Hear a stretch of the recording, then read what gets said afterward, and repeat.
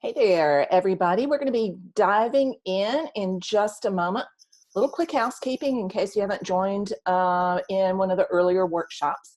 You want to make sure that you have all other streaming devices turned off, like Google Drive, Spotify, Netflix, any of those things that can take a whole lot of bandwidth. So turn those off now. And if you're like me and have 67 tabs open on your web browser, close those down too, because each one of those takes bandwidth. Make sure you've got the maximum available while we're online together for the workshop so that you have the best viewing experience possible. So let me get this live stream going here, and then we'll be diving right into our topic for the day, which is how to grow that engaged audience. It's crucial for becoming a thriving artist online, for developing your online profitable practice. So it's going to take it just a second here to go live, and then we will hit the road running. Here we go. Now it's on its way. The other thing I want to point out to everybody is that there's a chat role if you're on live here in Zoom. So right about here, if you're on a desktop, there is what looks like a little idea bubble with 3 dots in it. Click on that and the chat role will pop open. Hey, everybody. And the first thing I want you to do is to click on the button at the bottom that says all panelists and switch that to all panelists and attendees. So at the bottom of the chat role, everybody get that open. That's your first assignment. Second assignment is at the bottom where it says type message here. Right above that is a little button that says all panelists by default. Click on that so that you get the little drop-down menu and select all panelists and attendees so that everybody can see all of the comments and the questions as they're coming in. That's the best learning experience. If you only see your own questions, you don't get to see what other people's ideas are. And that sparks your own ideas and your own questions. Make sure you've got that switched from all panelists to all panelists and attendees. Everybody got that? Awesome. I'm still seeing some that are all panelists. So go down to the bottom and switch that button to all panelists and attendees. And that way, you're going to have the maximum learning experience while we're online together. So what we covered in the last 2 workshops, let's just back and reflect for just a minute here. The first one was talking about why the old system doesn't work anymore, why you do not need to start and probably should not start if you're starting to sell your work. If you're starting to create your profitable studio practice, the first step is not to go find a gallery. That's what a lot of people will tell you, but it's a faulty premise because galleries are not the best place to get started. Remember that live events, live physical spaces don't get enough eyeballs and traffic through the room to initially give you that bump that will let you go full-time or even part-time and make a profit. So you have to have 1 out of 50 people. You have to have at least 50 people come through the door in order to get 1 sale.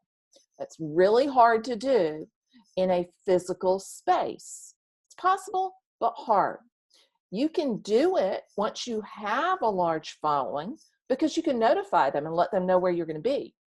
But if you don't have a following yet, you're going to be so frustrated trying to get 50 people through the door to get your 1 sale. So don't start by getting the gallery first. Get the gallery after you've got the online presence established and you're making sales. It'll be a whole lot more likely to get that gallery representation.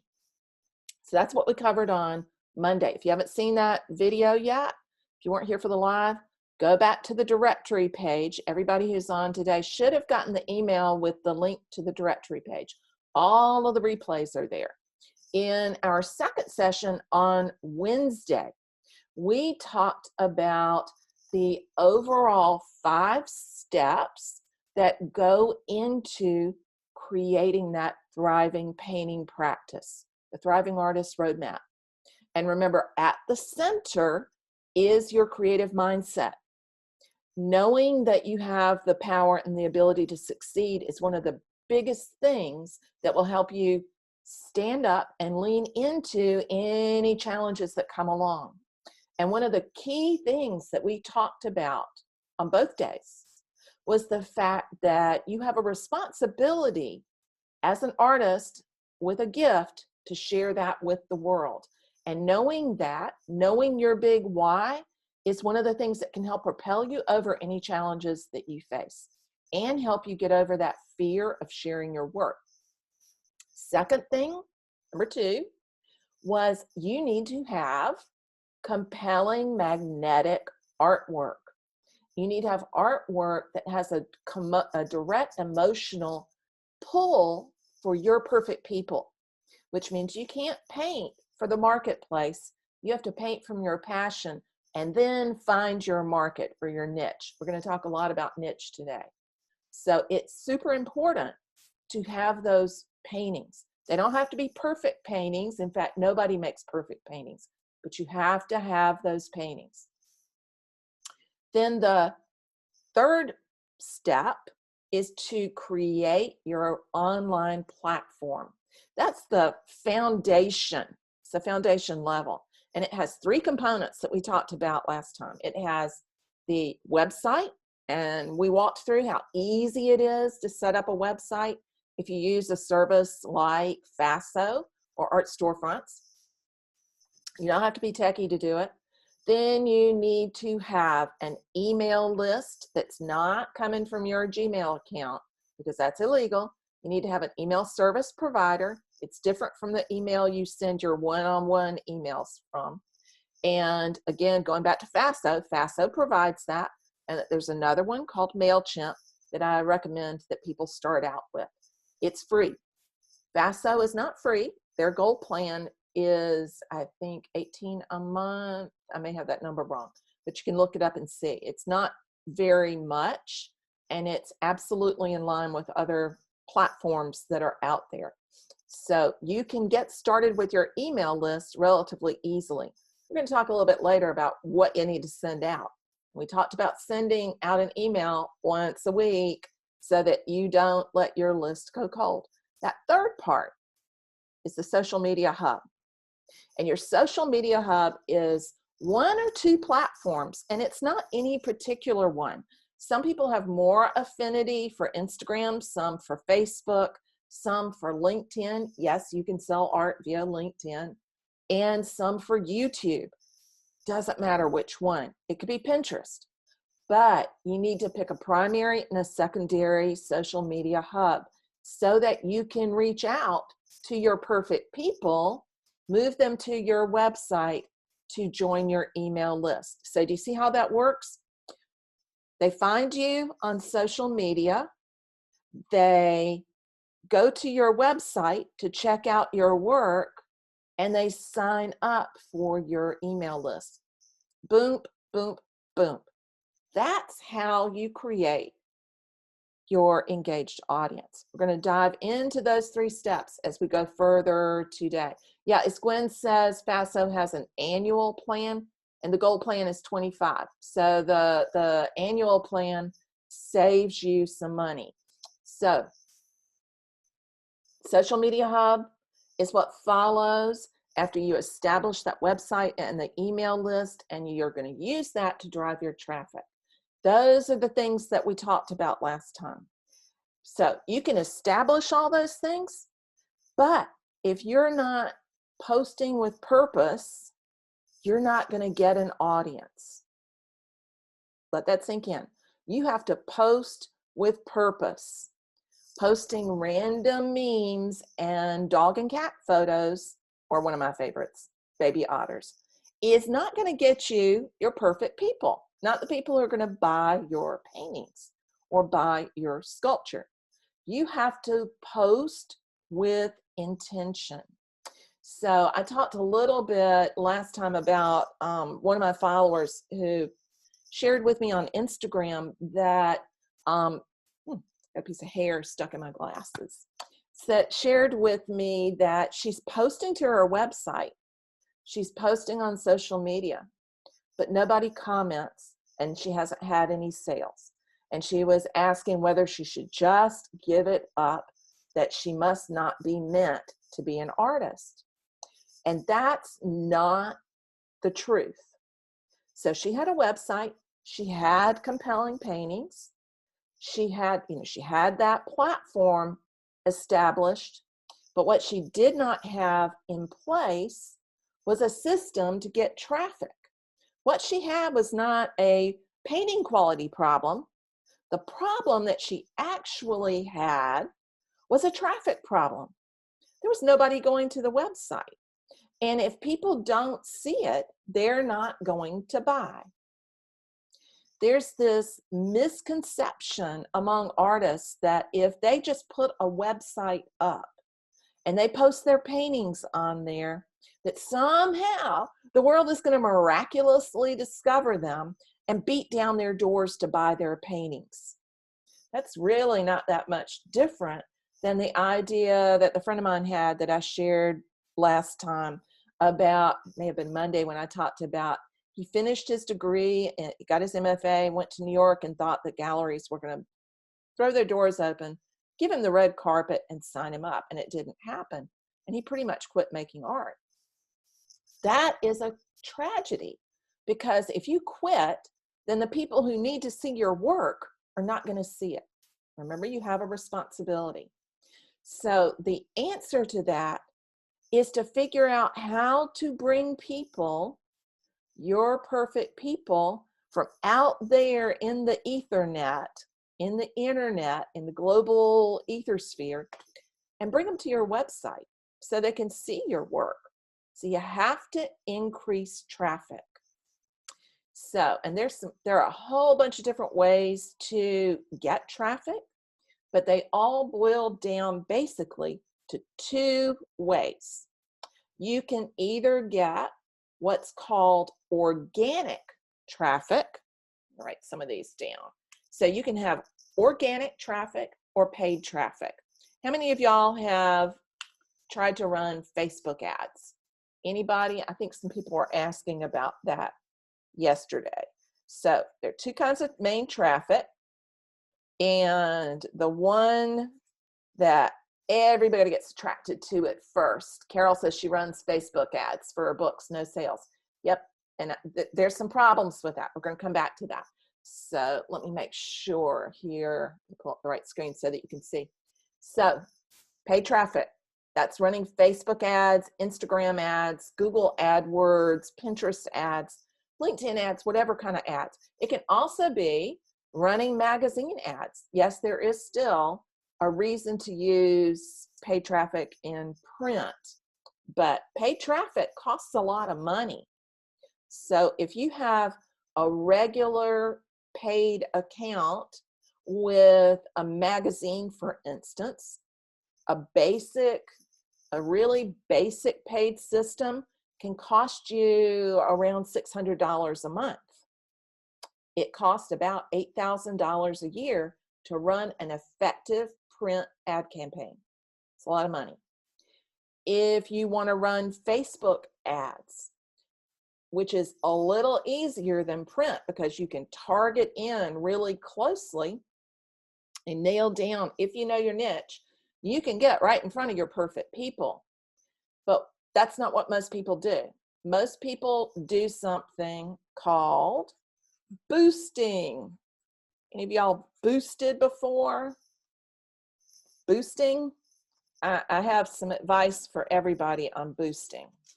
Here is my advice on boosting. Don't do it. The problem with boosting is that boosting is not targeted. It is just like shotgunning, spraying your stuff out across the internet and hoping it sticks with your perfect people. It's not getting in front of just your perfect people. So you do not want to boost. Boosting, it's gotten a little bit better than it was, say, 8 years ago or 5 years ago, but boosting is just a general ad. It's not any more specific than that print ad. So the downside to print ads are that you can't measure it, not really, and you don't know exactly who's picking up the magazine. It's a little bit targeted, but not nearly as targeted as Facebook ads. So if you're boosting, you're not taking advantage of paid traffic at all. You run a real serious risk of spending a whole lot of money with not a lot of results, and then saying to yourself, well, Facebook ads doesn't work, I quit there. And I've seen a lot of people do that. Truth is, Facebook ads definitely work, but you have to have a certain level of expertise in doing it, and you've got to use their very, very specialized interest targeting. And that's more than most people are willing to invest time in learning how to do. And we talk about that in the course. In fact, I have a whole intensive workshop that I did for my students on a Facebook ad system. But unless you train yourself on how to run ads, you are probably wasting your money, and it can run out really fast. So I don't advise that people start out with paid advertising until they learn the basics of Facebook ads, because you can waste a whole ton of money. So what does that leave you with? Well, it leaves you with something that is actually free, and it's called organic traffic. So with organic, it doesn't cost anything but your time and your effort. Organic traffic. Organic traffic is when people are attracted, your perfect people are attracted to content that is in alignment with their hopes, needs, and desires. Organic traffic is what happens when somebody finds your post on Instagram. It's shown to them in their feed. They've never heard of you before, because Instagram does discovery and lets people find other people like the things they're interested in. And they come over to your Instagram account and they go, I like this, and they click follow. And after following you for a little while, they get more curious and they go to your bio and they follow the link over to your website. And then when they're on your website, they really fall in love with what you're doing and they sign up for your email list. And after you have an email conversation with them for a while, then they decide they really have to have one of your paintings. That's how you take people from being strangers to followers to fans to buyers, using organic traffic. Paid traffic just speeds that up, but it's absolutely possible to do it just with organic traffic. But you gotta know a couple of different things about that. You've got to put that aside. You've got to begin to share that meaningful content to your perfect people. You've got to know your niche. So, who knows their niche? Can anybody tell me what your niche is? Type your niche into the chat roll if you think you know your niche. So type it into the chat roll if you think you know your niche, or niche, if that's the way you say it. They're both correct. One is not more correct than the other. I see some, and I see some not. Stephanie says, main life. Absolutely. Somebody says watercolor and ink work. That's going in the right direction. Plein air, going in the right direction. Not specific enough. So I want to have you think about something for a minute. Let me just pull up this one thing here. I want you to think about how to describe your niche so accurately. I see one that's getting close there that says, I paint vivid florals. That's getting there. paintings that touch the soft side of life. That's getting there too. But I want you to think about, see if I can find my correct, dang it. I knew I should open this ahead of time and I did not. Because we're going to be diving deep in here for just a little bit on how you know your niche. How to know your niche. Let's see if I can find that. So I want you to think about what is going to attract people more specifically. If I say, I make oil paintings, what does that tell my potential clients? It tells them the medium I work in. It doesn't tell them anything about what the subject, my main subject is. It also doesn't tell them anything about how their lives are going to be transformed by having my paintings, does it? So if I go up to somebody at a cocktail party and they ask me what I do and I say, I make oil paintings, they're probably not going to ask very many questions, are they? It's not going to enlighten them a whole lot. They're not going to be able to go, that sounds like it's from me, or that sounds like I want to know more. So make it more specific. What you want to do is say, I make blank so that, and then fill in what that transformation is. And all of y'all who are getting flowery up there about the transformation being something that's way up here, like an abstract concept. Abstract concepts are truly important, but you got to land that plane. You got to bring it down to earth, something that people can understand. So that emotional connection needs to be there, but it can't be so abstract as so that you feel good. So think about making it very concrete. So what I say is, I make paintings that capture the color and light of the southern landscape so that you can bring it inside, the experience of the landscape inside to the walls of your home. So do you see how I'm bringing it from the abstract to a really specific thing? You gotta land the plane so that they can connect with it. If I said instead that I make paintings of the southern landscape that are filled with light, that's sort of getting there, but I'm not telling them what's in it for them. So think about what you do and why you do it. It's the what plus the why. So, Patricia, you make plein air landscape paintings. Why? Why? What's the problem you're solving? Why do you make plein air landscape paintings? So that. Get the so that. I see lots of the what's. I see really very few of the so that's. Rachel, you're going in the right direction. I create paintings that nourish my soul as well as that of the viewer. How? How does it nourish your soul? Nourishing your soul is up here. Everybody wants their soul nourished. How are you going to bring that down to a level that they can understand, that they get it?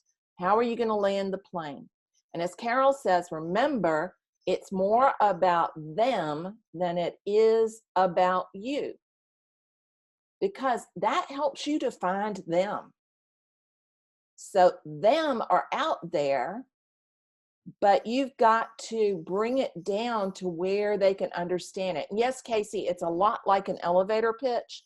I just hate that phrase because an elevator pitch implies that you're trying to sell every time you use it, and you're not. You're trying to get in front of your perfect people. But if you don't know what it is and why you're doing it, you can't find those people and you can't speak to them really directly. So it's a lot like an elevator pitch, but yeah, it just pulls that idea into a short phrase, a really short phrase. Now, we're not going to dive really super deep into the niche today because I'm going to be practicing that with people. I'm not going to do individual niches right now, in other words, but we're going to be practicing with that with people over the weekend. So people have given me their names that they wanted help with their niches, and we're going to start popping some of those in live in the Facebook group starting this afternoon at about 5:30. And we're going to keep working through there. I think I've got about 15 to 20 names of people who sent me their name via email, or they popped it into the Facebook group. That's where I ask people to put it. So don't drop it here into the chat roll, because there are 1,000 comments that will end up on that chat roll and your name will get lost. We won't have any way of finding it. So please don't put it in there. It's not too late to put your name on there, but I cannot guarantee we'll get to you. If you put that into the Facebook group, we'll add your name to the list and see if we can get through it while the workshop period is open. But I can't guarantee that I can add anybody to the list of the people we've already got. So we're going to work through people's niches over the weekend live in the Facebook group so that people can get an idea of how you begin to land that plane and get it down. Yes, Anne, in Artwork Living in the free Facebook group. So that's getting there, Sue. You're getting close to it. But I want you to see if you can get it down really, really, really, really narrow. Super important to get that niche nailed down as narrow, that doesn't sound right, as tight as you can in order to really be able to communicate directly with those perfect people, and then to go out and find them. So when you're talking about niches, there are two different kinds of niches. And the first one that most people talk about, and it's the thing that's a big stumbling block for most people when they begin to try and identify their niche. Most people, when they're talking about niches, are talking about the person niche, knowing all the demographics of your ideal customer avatar. Anybody heard that before? Your ideal customer avatar or your ideal client. Ever heard that phrase before? Yeah. It's a really important one. But when you're first starting to sell, you don't have any data to build that out of. You don't know what their hopes, dreams, fears, wants, needs, and desires are because you haven't met them yet. And that can be a huge, big stumbling block for people to get started. But there's an easy way to figure that out. You don't have to know what their age range is. And in fact, in a lot of ways, the demographic stuff is not as important. What age they are, 25, 45, 65, 85, it's not nearly as important as their psychographics. And the psychographics have to do with those wants, needs, hopes, and desires. Those you can figure out from the offer niche.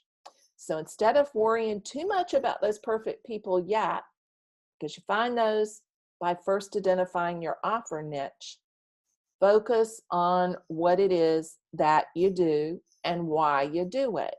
So that, what is it that you want to have happen when people see your paintings?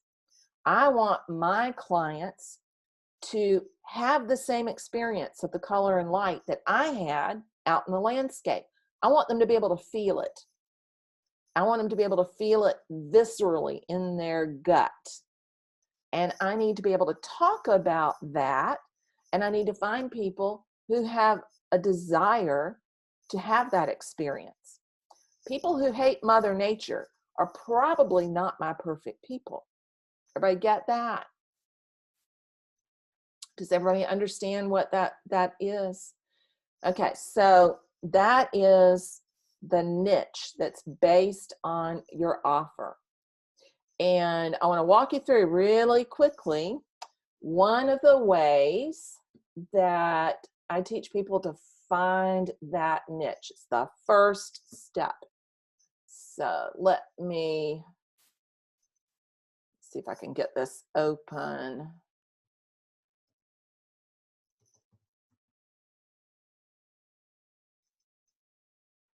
And it's going to be share my screen here. And Bill, if you have a question, pop it into the chat roll. And the hand raising tool doesn't work super well. And the chat roll is the place to go to ask a question. So hop over to the chat roll if you have a question. And oops, there we go. Let's see if I can get this to open Chrome. Sometimes Zoom is persnickety. There we go.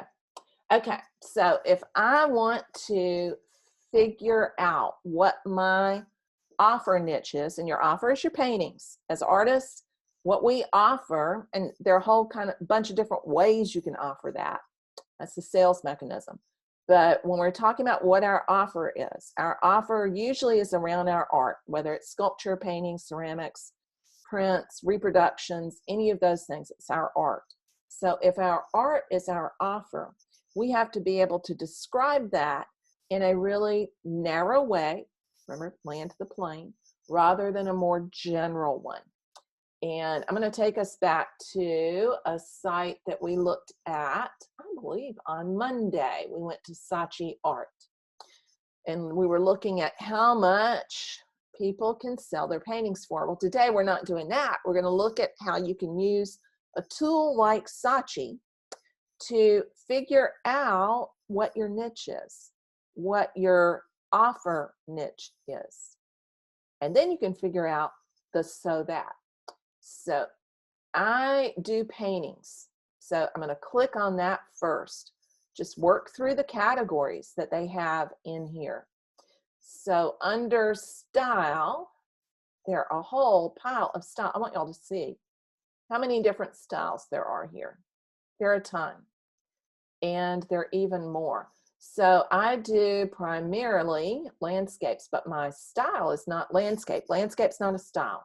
Style has to do with things like abstraction and representation and impressionism, things like that. And I don't generally like to term myself that, but I'm just going to play with it. So I'm going to say I do that, and it's going to bring it down. People use that word wrong. That's incorrectly. That's why I don't like using it. Then under subject, primarily, right now at least, my work is around landscapes. And we still have a ton of stuff that's in there. Then oils. And keep going down. And primarily on wood or canvas. Whoops.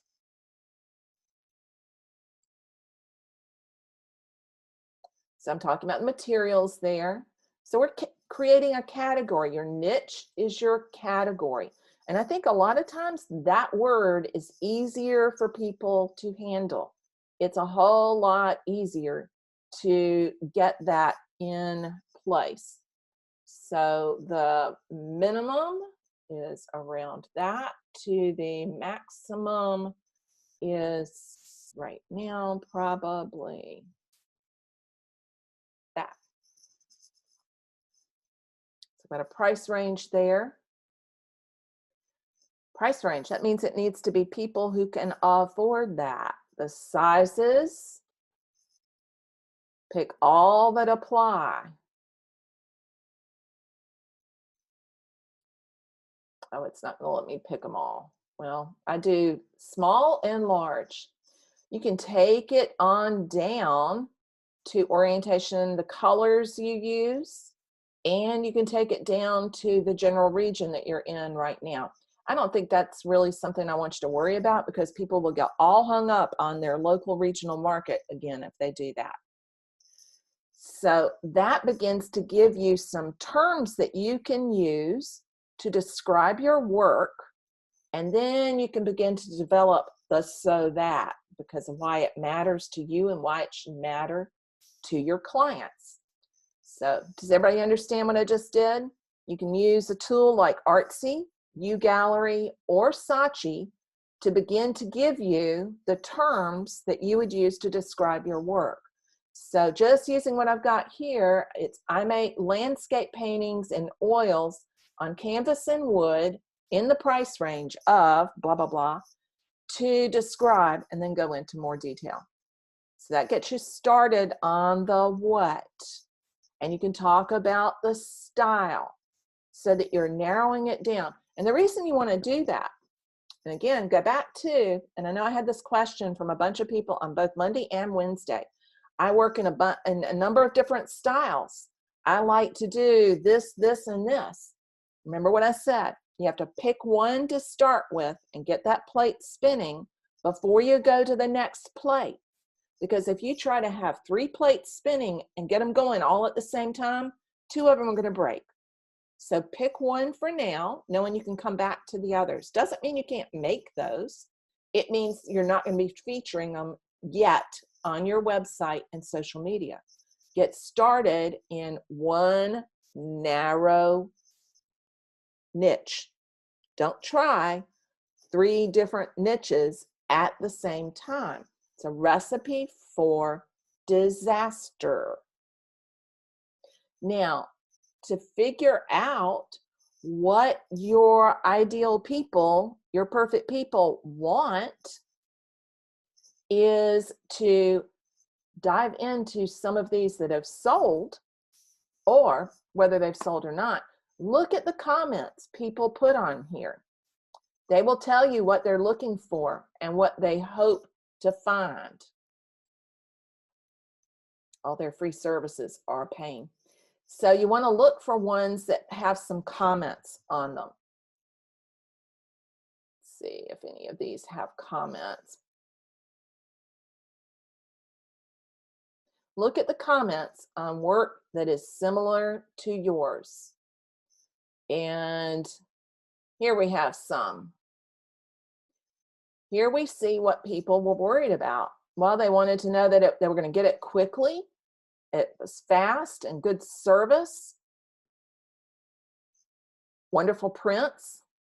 So look through there for what people's needs, wants, and desires are. And then that helps you shape what the so that is, if you're having trouble figuring that out right now. So, Susan, I do not recommend selling on this site until you're selling on your own site first. So remember, our premise is that you need to establish your own online platform and sell off of there first before you go to anywhere else. And that includes Artsy, Etsy, Saatchi Art, or any of those others. They're fantastic. That should not be your first place to start. Okay, get your own going first. So awesome. So, but it's a great place to research. The other place that you can get a lot of good terms from, is Amazon. And you can go to Amazon's books. So I'm going to type in a category. Southern landscape painting. And I can also, what I'm getting here, a lot of them are also landscape gardening. That tells you something. Let's look at this one. So this is a book on landscape paintings inspired by Bartram's travels.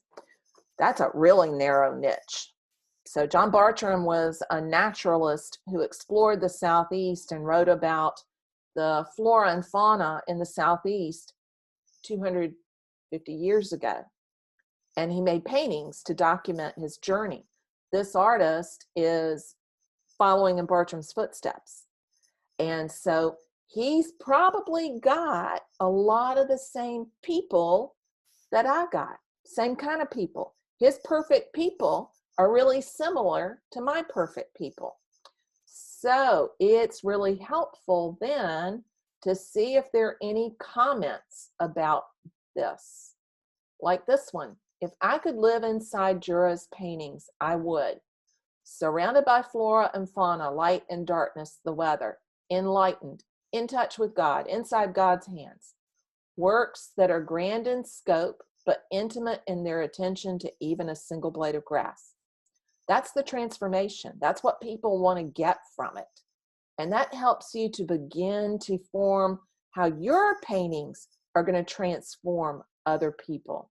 So first you want to nail down what it is that you do, and then why, how people are going to be transformed. So Casey says, are you suggesting we tie these research descriptors to our work to promote SEO, or just describe it in general? I'm not getting into SEO. That's a whole nother topic. Yeah, it would be good. But no, I'm talking about being able to use the language that your perfect people use. So thinking about getting inside their heads about what their hopes and dreams are, what they want in visual images. What is it they're looking for? What attracts them to paintings that are like yours? What attracts them to paintings that are like yours? And then when you start describing what you do, I make paintings of the southern landscape that capture the color and light of that experience. That's what I do. So that, and it's really similar to what they're saying here, so that you can bring that color and light, the experience of that color and light, to your own walls, so that people can bring that experience inside. So that's why I'm talking about looking in those two different kinds of sources. These aren't the only two that you can do it with, but there's some of the best out there. So this is what we're going to be doing with people this afternoon and over the weekend, in helping them find their niche, is to begin to find that data so that you can create a niche. And I'm going to actually do the what, so that people can get going on that. So everybody understand what I did just then? It's a real simple way. And how long did it take me to do that? How long did we just spend on that? 5 minutes. 5 minutes. So yeah, get a little bit more specific, Susan. That's getting there. That's getting there. How are they going to feel when they have that? But you're definitely getting there with that. So what you want to do is follow through on that process to really get very descriptive about what it is that you do, and then get very descriptive about why somebody should care. Why are they going to look at it? So that they'll feel like this, so that they'll see this. So the what and the why. Make sense? Awesome. Cool. That is your niche. Once you know your niche, once you know what it is you do and why people should care, then you can go back to something I mentioned at the very beginning here. Stop that share. So remember at the very beginning of our presentation today, I said, oops, let me get that, my screen tilted down. At the very beginning of the presentation today, I said that one of the problems that people have is they post without intention. They just post a whole lot. So when they create content for social media and they're posting, and then they don't understand why they don't have more followers, why they're not getting more followers, and why the people who do follow them are not their perfect people. It's because they don't know their niche. And it's because they're not posting content that's in alignment with their niche. So if I'm going to post content that's in alignment with my niche, my perfect people love the outdoors, even if they can't be out in it, even if they're stuck working in the city and they have very little free time to get outside. They're passionate about the environment. I know what they love. So if I then go make a post about baby otters, They might think it's cute and it's funny, but I'm not going to get the same response, although baby otters do tend to get a lot of response. I'm not going to get the same response as if I make a post that directly speaks to their hopes, dreams, and desires. It's got to be in alignment. So randomly posting memes about feeling good is not going to get your perfect people to follow you. Posting images of other people's work is not going to get people to follow you unless you're sharing about artists who are working in the same niche. And yeah, you should not see other people working in your niche necessarily as being competition. You get further faster together. So sharing people whose work is really similar is not a bad thing. So you've got to be absolutely intentional. And Casey's asking a great question. Business versus personal pages. When you're sharing that aligned content, it needs to originate on your business accounts. You cannot do business on a personal account. It violates Facebook's terms of service, just like having more than one personal account violates Facebook's terms of service. And they could shut you down. They might let you get away with it for a while, but if somebody reports you, they're going to shut you down, and it'll take away everything on the entire platform. I have friends that's happened to. So you can't use your personal page to sell. Now, you can share your artwork to your personal page. You can absolutely talk about your painting adventures, but what you can't do is, I have paintings for sale on my website, click here to go there now. That's not going to cut it. They're going to come and get you. It may take a while, but they'll find you. So you have to establish a business page, and you have to establish a business account on Instagram. There are business accounts on Pinterest. LinkedIn, by definition, is going towards business. It's a professional platform. YouTube does not have a difference in the accounts, so you're okay there. But with either Facebook, Pinterest, or Instagram, you've got to go business. It's also the only way to use paid advertising when you're ready to do that down the road. So in order to drive that organic traffic to your website and your email list, you've got to have that business account. It's super crucial. And you need to understand that your 4,000 friends on your personal page are not going to see your posts on your business account unless you share it to your personal page. So I've got a little system I use for that makes it easy to get people from the personal to the business, but you've got to be very intentional about that, or it can take a whole long time for it to happen. But yeah, you do have to have that business account. And you can link Instagram to Facebook. We're not going through the nuts and bolts of the technology today. That would take way too long.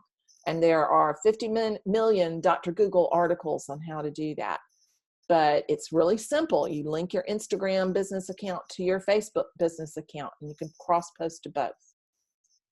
You know your account is business when you set it up as a business page. You have to set that up from your personal profile. And I can show y'all really quickly how to do that. It'll take 2 seconds. So let me share the screen here, and we will, down here. Now, why is my page not showing? For some reason. Because I have way too many pages open. Here we go.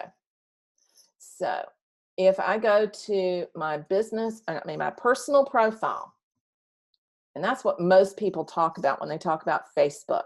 This is my personal feed. This is my timeline. This is my personal profile. Home is my timeline. Under my name is my profile. And it is easy to create a page from here. You go to this little button that says create, and I'm not going to actually create one because I've done this so many times. I have 14 million pages. You click create and you create a brand, business or brand page, and you give it a name, and for a while, until you have enough followers, you can change the name. But again, it's your name art, your name fine art, something like that, and then give it a category. And that is usually, unfortunately, drives me crazy, they categorize art in entertainment, and then click continue. So that's all it takes, is to walk through those steps, and Facebook walks you through it. On Instagram, all that it takes is you can convert a personal one to that, or just creating a new Instagram account that is business only. So definitely do that. You're not connecting your personal and your business page on Facebook. My formula for connecting, my steps, that's my secret sauce that I use. And I can't go through that all right now. I've given you the gist of it, and we'll talk about the overall outline of it in just a minute. So hang tight on that. And you'll know whether your account is business or personal, because it will say page on Facebook if it's business, and your personal profile is under your name at the very top part there. So Pinterest allows you to set up a business account in addition to your personal account. So you just go in there and click on the link that lets you set up a business account. It's a separate account, Susan. And Pinterest is a fantastic social media source for traffic. It's, like I said, it's the main driver of traffic to my website, and it's all organic. You just have to spend the time to systematically post there. So yes, you can have more than one business page. I would not do that. So Stephanie says, Colleen says, can you have more than one business page for different types of work? We are personal brands, and if you have too many business pages, it's going to take you too much time, it's too confusing to keep up with, and you'll quit posting on it as a result. People won't know where to go to get more information. So the page is you with your art, and you need to post on it, and you need to post on Instagram with content that's aligned with your niche. So I want to bring it back to that. And yes, Samara, the business accounts are free. So is an Instagram account. So is a Pinterest business account. Where they make money is off of paid advertising. You don't have to advertise yet. Your reach won't be quite as large, but with diligence and working through the system, you can get reach and followers. As long as you're providing content that people love, Facebook's going to reward that. That's why the content has to be aligned. When you're posting aligned content and people engage with it, comment, like, and share, Facebook's going to show it to more people like the people who engaged. So does that make sense? When you share aligned content, people will engage with it who are your perfect people. When they engage with it, when they comment, like, and share, Facebook, Instagram, Pinterest, whatever the social media platform is, will show your content to other people who are like that.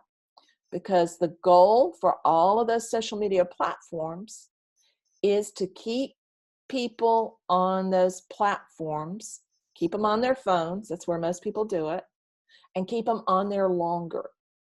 And we are providing the content that entertains. And as artists, we've got lots and lots of content. We've got paintings, we've got sketchbooks, we've got videos, we've got all kinds of content.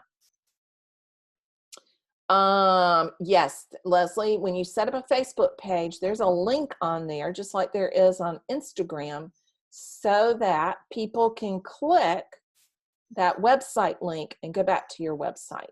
So that's one of the key parts of leading them from social media back to your website and asking them for the email address so they sign up for your email list. So as wonderful as it is to have followers on social media, and as exciting as it is to get good numbers, it doesn't do you any good unless they're on your email list. And here's why. You don't own Facebook.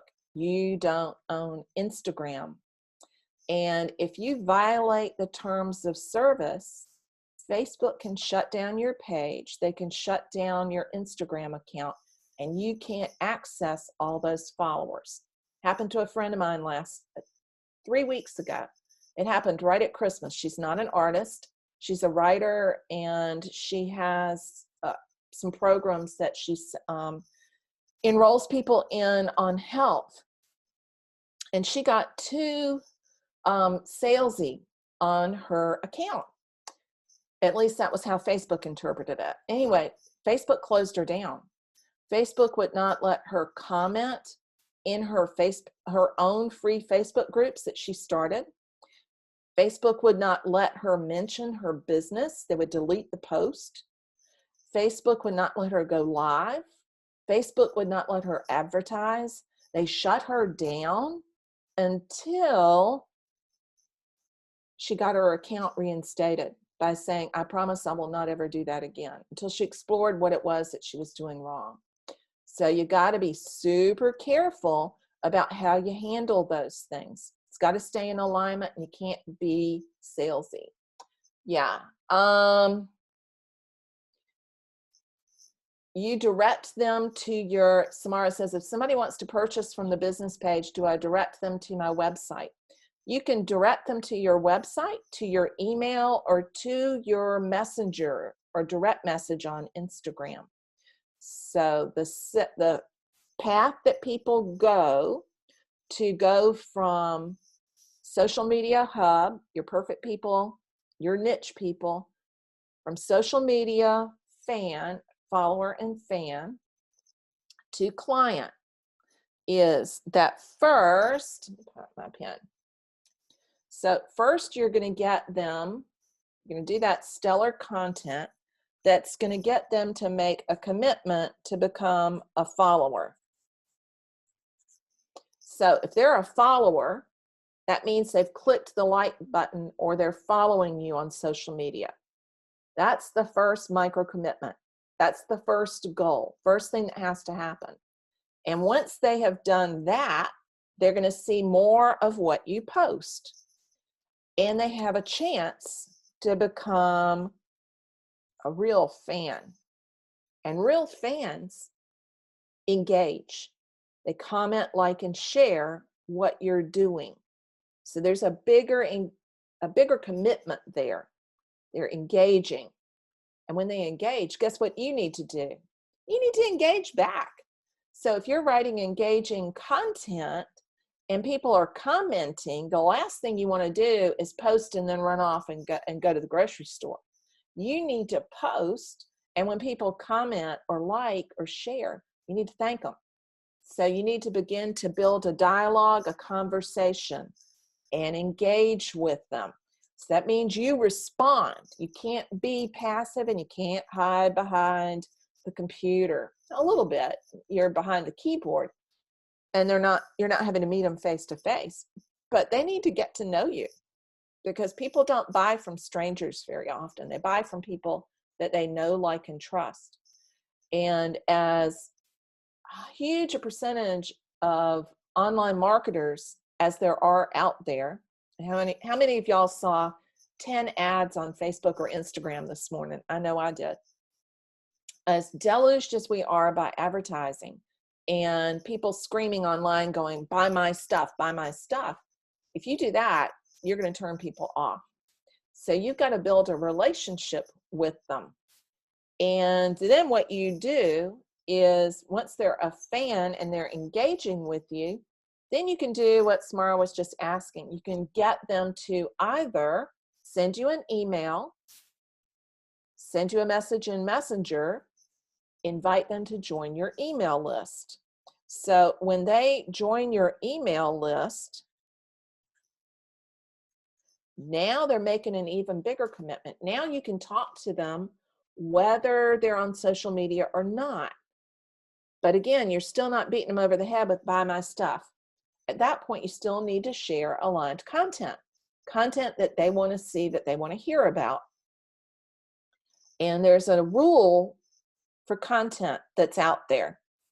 You need to give stuff away 75% of the time, which means writing engaged content that's in a line, just like I keep beating into you.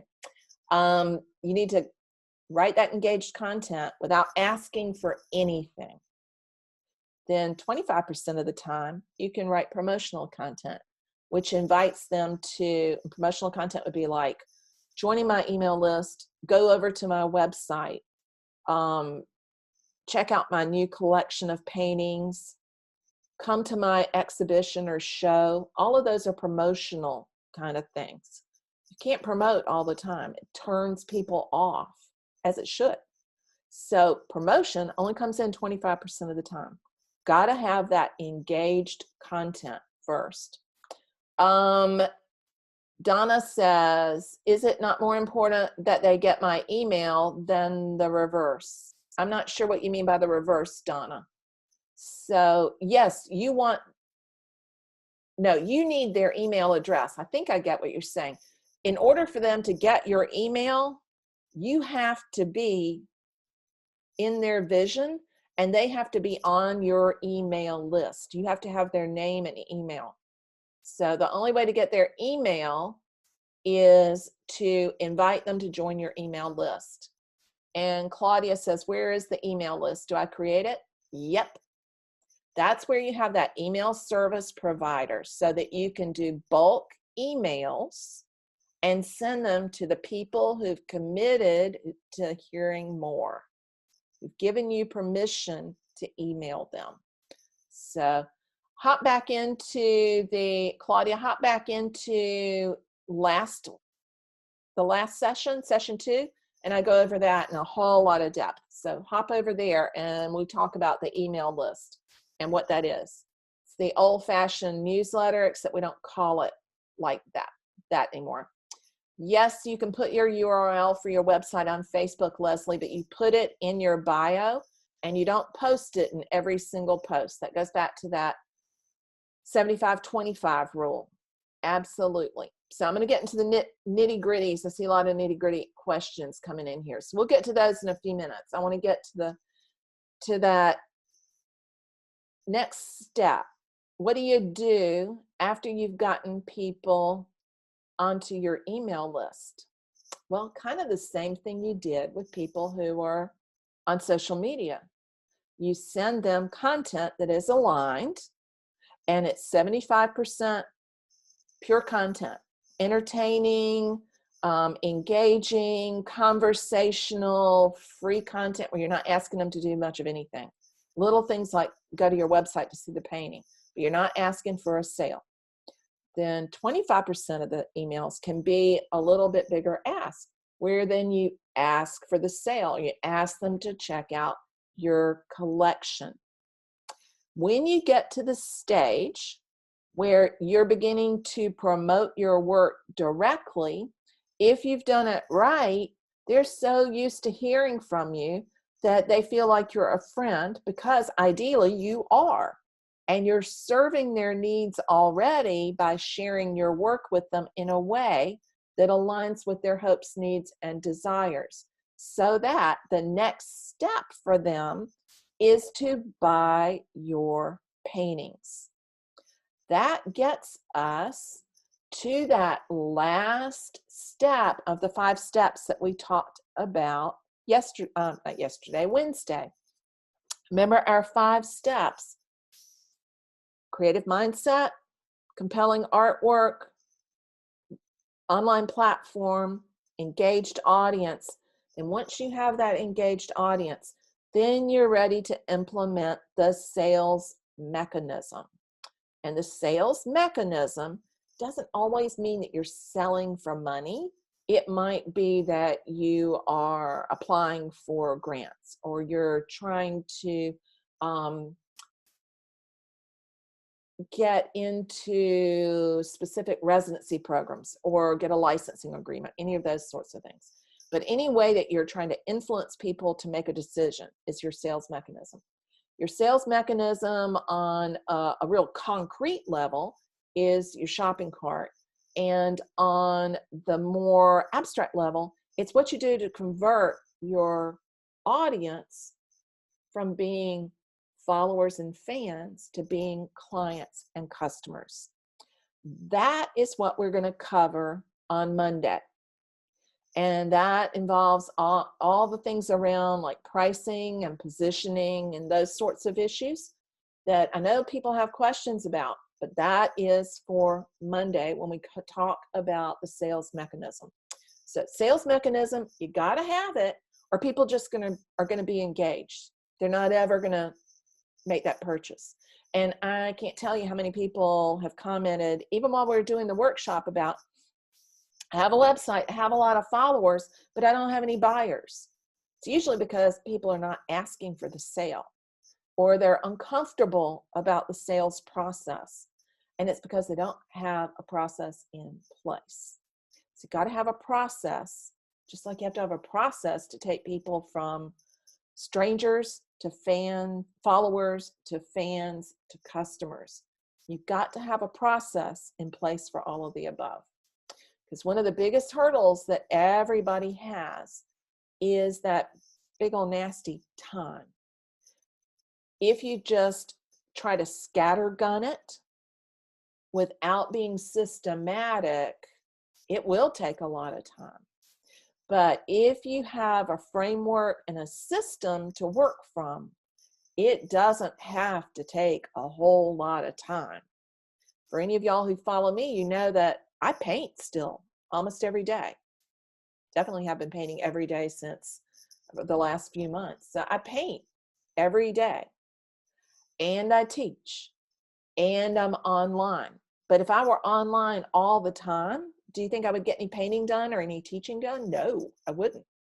So it doesn't have to take 8 hours a day of being on Facebook or Instagram. It can take a whole lot shorter than that, but you got to have a system in order to do it. So, reminder that in order to make that conversion from fan to customer, you have to have that sales mechanism. And we're going to be covering that on Monday. But right now, I want to dive into the questions here and see what questions people have around getting that engaged audience. Awesome. Claire says, I'm not getting follow-up emails with the recordings and the links. Are you on, if you're on Zoom, then you should be, Claire. Shoot me an email at support@marygilkerson.com. One of the big problems that people have in getting the emails is they're going out, but they're ending up in people's spam or promotion tab. So Google has, and Yahoo does this too. The last person who had this problem had a Yahoo account. So what happens is that email platforms like Gmail and Yahoo and Hotmail will, and if it's a bulk email, a lot of times they'll put it in the promotions tab or the spam folder, HORAs, but it usually ends up in the promotions tab. That's not your regular inbox tab. So you know you have 3 tabs and most of them across the top. You want to make sure that you look in the promotions tab in your trash, in your spam folder or your junk mail for that email, because that's probably where it is. And you want to drag it to your regular inbox. When you do that, it's something called whitelisting, and it will tell the host that you want to get those emails, that they're not spam or trash. So drag it from the promotions tab or the spam folder into your regular inbox, and then you should be able to get all the rest of the emails. So you should be getting them if you're on the Zoom call, because you're on the email list then. But let me know at support@marygilkerson.com if you're not getting them. So I'm scrolling down past the hellos. Michelle said, what about a gallery in a tourist area? That's fine down the road, but remember, not first. You need to get going with your online platform first, because again, you're still not going to get enough eyeballs, even in a tourist spot, to create enough income to live off of. You can get a minor channel income stream from that, but not a major one. I don't know of anybody who is living off of just the income from that one gallery, unless they own the gallery and are promoting their own work in there. And I do know people who are doing that. But you've got to have a thriving online platform first before you can find those other galleries. You'll get more income from that than you will from the one gallery, especially, and even if it's in a touristy area. And yeah, the FASO Gold plan is about $25, $30 a month. And if you want to, you can use their email plan, and their email service provider on the Gold plan lets you have up to 1,000 subscribers, and you can send probably way more emails, bulk emails, than any of y'all are going to do per month. So you can definitely do your one per month, one per week on that plan. They also integrate really seamlessly with MailChimp. So I still recommend that. And Mary Jane says, I know Mary Jane runs Facebook ads. She's been doing that for quite a while. And Mary Jane, I think you get results from those too, don't you? So sideline, Mary Jane is also in the Painter's Path. So we've gone over that material in there. Yeah, Facebook ads are fantastic, but they've got to be really targeted, and you've got to be careful what you're asking people to do in there. Get the bigger audience first, and then you're going to figure out how to do the monetizing part. It's great to have a big audience, but unless you're then putting in that sales mechanism, you're not going to get sales. So I see a bunch of people are saying they've got a big audience, bigger audience, but there are no sales yet. You have to figure out how to ask for the sale. Karen says she does Facebook ads every once in a while, only targets the cities in her surrounding area. That's one way to do it if you're trying to drive people to a local gallery or physical place, but your audience is much wider than that. If you know what your niche is, then you can find them all over the world.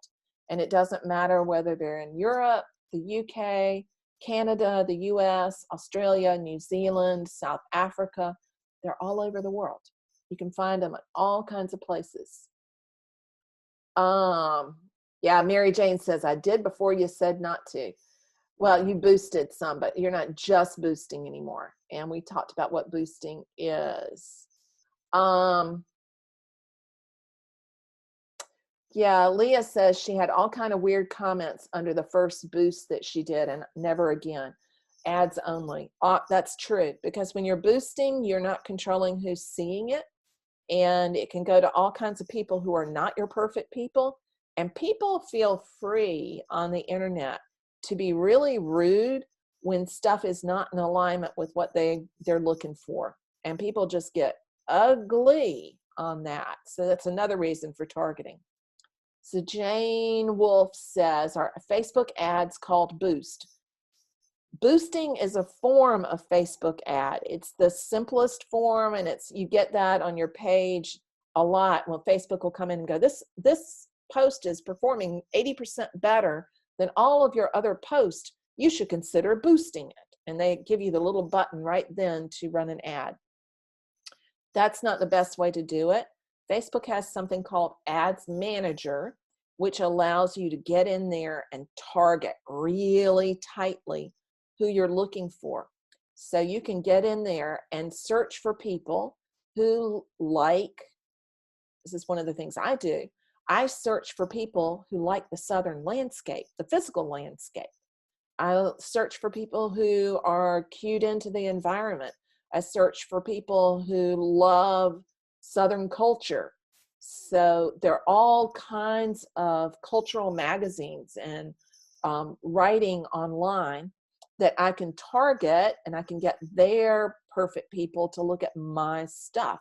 For example, Garden and Gun magazine, one of my favorites. It's out of Charleston, and it celebrates Southern culture across the whole Southern region, talking about food and art and literature, all of the arts. So I can target everybody who loves Garden and Guns page, and I can show them my paintings. So I can step in front of my perfect people. But you can only do that within Ads Manager. You can't do it with boosting. So that's why you don't want to boost. Yeah, Gwen says magazine ads in your niche create standing in the niche. They sure do, which is one reason I run magazine ads. But it's not the first step because it costs a lot of money. And when people are trying to establish themselves first online, they don't have a whole lot of money to spend yet because they haven't made any money on their paintings yet. So I wouldn't advertise in the magazines yet. And just advertising 1 month doesn't do you any good. It's repeat advertising that counts. So you've got to do it over and over and over again.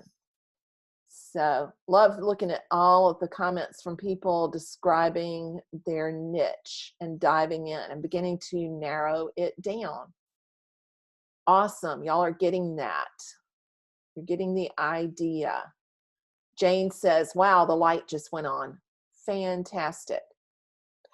Ooh, I love this one.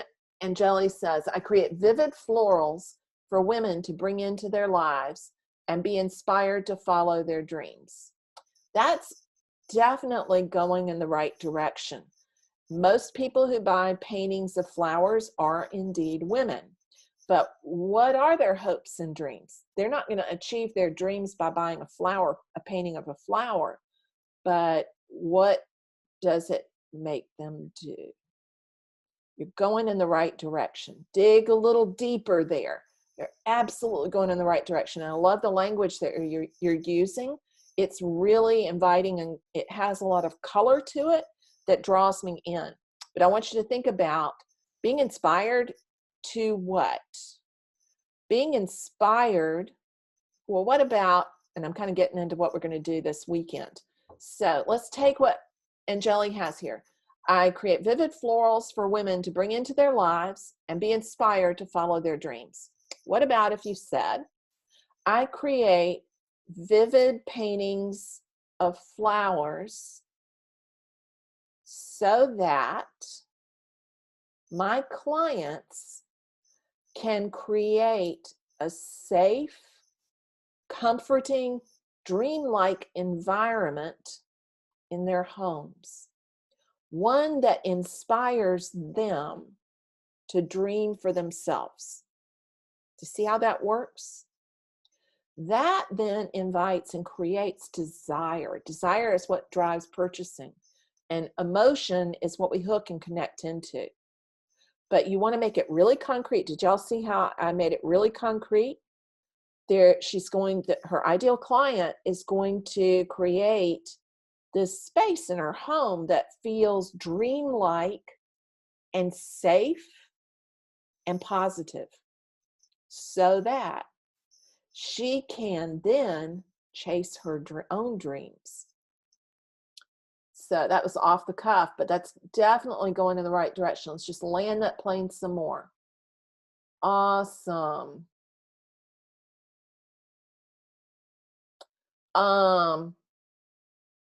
It's easier if you're painting a specific commission for someone. There's some easier parts to that. And then there's some more difficult ones too, Camille. I think the problem is that people want to appeal to everyone. So a wide range of people, thinking that that will lead to more sales. When the truth is the opposite. When you appeal to a really narrow niche, you begin to go deep. And you begin to be able to speak to them much more clearly in terms that they understand and that appeals just to them. And that's what makes people feel like you're in their head talking about what they're thinking about. So that can happen whether it's a commission or not. Yes, the free group is Artwork Living's Facebook group.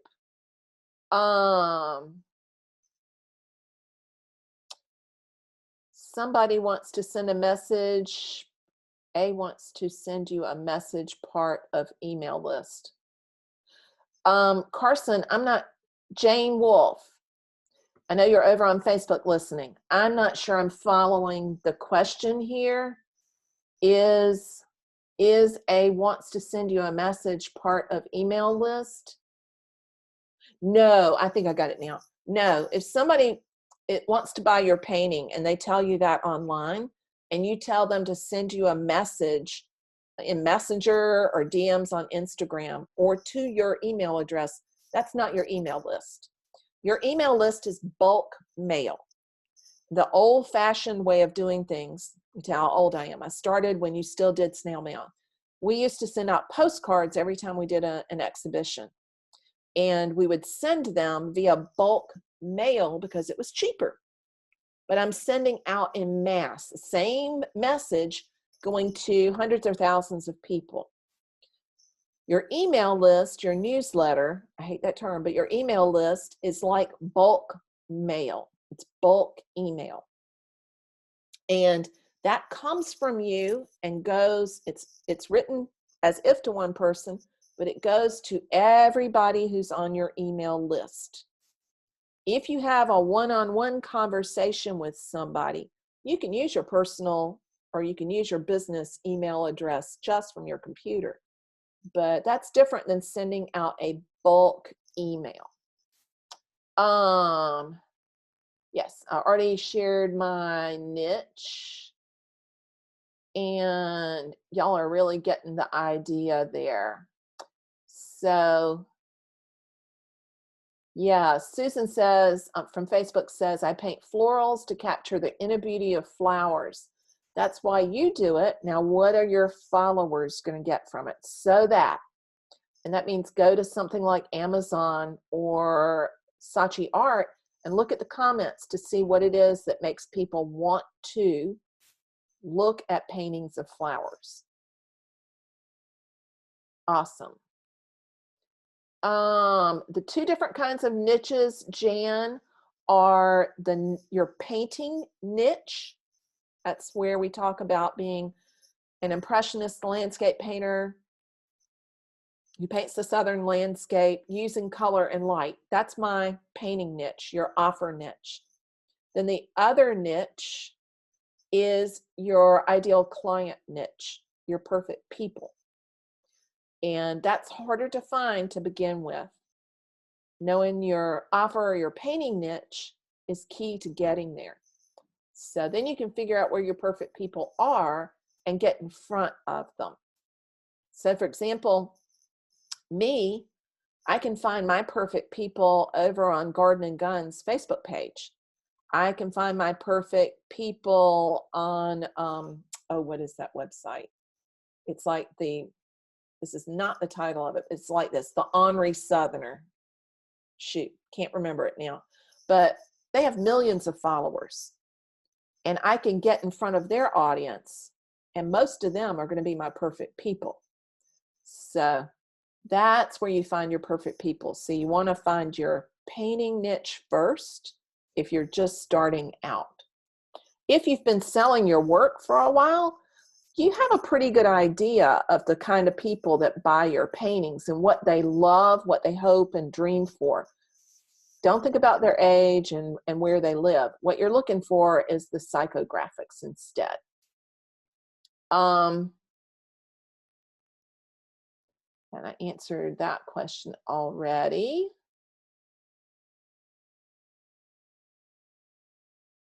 So Carolyn says, does it have to be perfect right now? Does our niche have to be perfect right now? Or once we get going, we can tweak it? You can always tweak it. You can go through thousands of different iterations. I'm always tweaking mine. But the more that you tweak it and the tighter it gets, the more you get to know who your perfect people are. That's how you get to tweak it. get a rough idea to start with and get it out there. And then the more you do it, the more you can polish it and make it fit better, and it rolls off your tongue more easily. So you can talk about it without going, I make paintings. I kind of like to paint the landscape, and I love being outside, because you're going to lose people if they're going to walk away. They're not going to stay to listen. So you want it to be something that you can say conversationally, and don't use art speak. So I'm kind of glad you asked that question, because I didn't mention art speak earlier. What you don't want to do is use those fancy terms that you will read in art criticism to describe your work, because most people aren't familiar with those.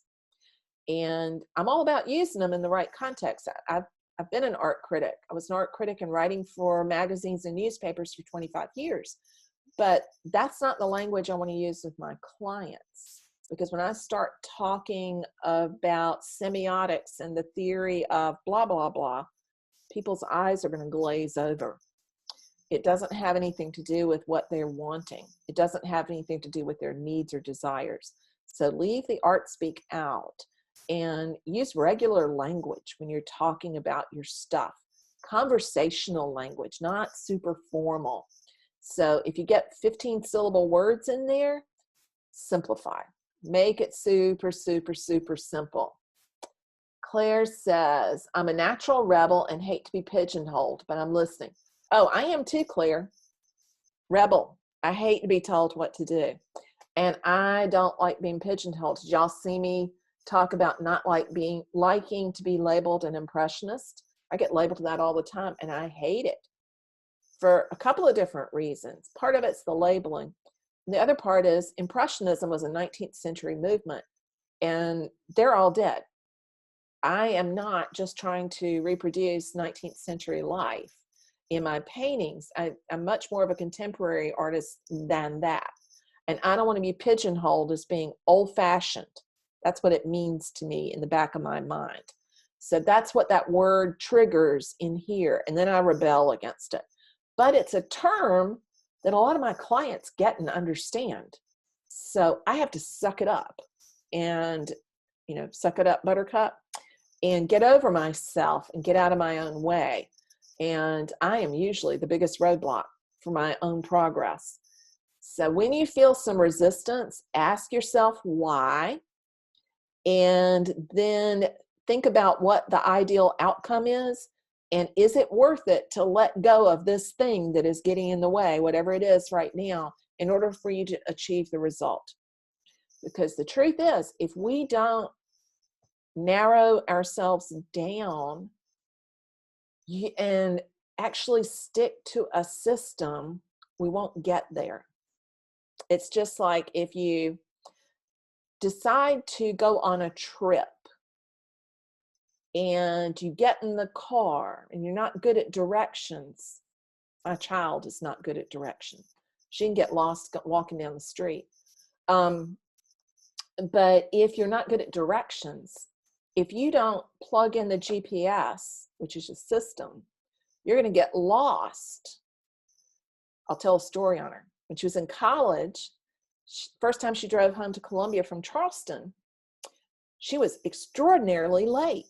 And I found out later it was because when she came up I-26, and there's only one highway, no major turns, between Charleston and Columbia, she turned off on I-95 and went south towards Savannah. So she was like 3 hours late for Thanksgiving dinner or Easter dinner because she didn't follow the system. So you can take twice as long and rebel, which I have done. High five, I'm right there with you. Or pick part of the system and make it your own. You can come up with your own system, but have a system for getting there. You can't be everything to everybody, or you'll be nothing to no one. Yes, Deborah, it's okay to share posts from your business page to your personal page, as long as they're not sales posts. Like, one of the things I would never do, although I've seen people do it, is I would never share the opt-in link the link to sign up for this workshop onto my personal page. It's too promotional. Facebook might consider it too promotional. So I wouldn't share links to collections, to registrations, to subscribe, any of those kind of things to your personal page. You can absolutely share your artwork and other stuff like that. Jan says, people like my portraits, but I sell birds and flowers much more quickly. I think some of this is due to cost. The other is people skills required for portrait commissions. Yeah, I think that a lot of times people think they have to narrow themselves down to just one subject. I don't paint just landscapes. I also paint people at times too. It doesn't mean that you have to never paint those other things. Think about how you could categorize yourself with all three of those things in there. And you can do it by talking about the style you use and the feelings that people have looking at your paintings of all three of those different things. Anne says, I had someone on my personal page say that they would like to come to my next show, and I sent her a link to join my email list. Was that okay? I think that's fine to do in the comments, and you can certainly do it via Messenger, Anne, but you just want to be really, really, really, really careful about putting it into the actual post. What you put in the comments, I think, is probably okay, but you don't want to put it in the post. Leslie says, I have people on my personal page want my web page URL. Is that okay? Absolutely, but again, share it in the comments, not in the post. You could actually, that's kind of a gray area. I think if you share a link to your website, as long as it's not going to a sales page, you're okay sharing that on your profile. It's when you share a link to a direct sales or promotional thing that you can get into trouble. Susan says, what about Pinterest? Do you set up a separate account? Yeah, I have a separate business account on Pinterest. So the Pinterest business account has material that will appeal to my different perfect people. So I have several streams in my business. And so I'm trying to appeal to the perfect people in each one of those. And the Pinterest account, business account, is free. I don't advertise on Pinterest. It's all organic. And you can absolutely use it to drive traffic back to your website. It's a separate account from Facebook and Instagram. What I would not try to do is to get all of those going at one time. Pick one to get started with, and then later get a secondary one. So I usually recommend Instagram first now, and then have it auto post to Facebook. But the way to figure out which one to go with is, which one do you feel comfortable with? Which one are you more likely to post on? Post on that one. Pick that one as your first one. Do not boost. And yes, those business accounts are free. And yes, Pinterest is better for direct traffic and volume. Instagram finds your perfect people faster. So each one does a little bit different thing. It's a little easier. Pinterest is not a conversational social platform. Pinterest is a search engine, just like YouTube is a search engine. So on Instagram, you have much more opportunity to create those conversations that move people down that journey faster. It's hard, you can't do that really on Pinterest. So Pinterest drives traffic, but it's at the top of the funnel, and then you have to land the plane for them by getting them on your email list and engaging with them. And it's a lot harder. But Instagram cuts out some of that middle stuff and lets you build up a conversation. It's a whole lot easier to get people onto your email list. So Instagram definitely drives a lot of my email list, and Pinterest drives a lot of big volume traffic to my website. Patricia says, should I clean up my business page on Facebook to better feature my own art and website links rather than sharing other art-related events and information? It is actually good to share other stuff and not just your own, but I would say probably 80-20, 50-50.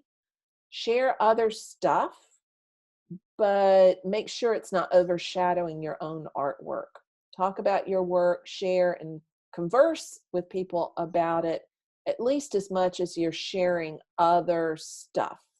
So both are good, but you just want to have a good mix of those. Elaine says, so Instagram has a business setting as well. Yes, it does.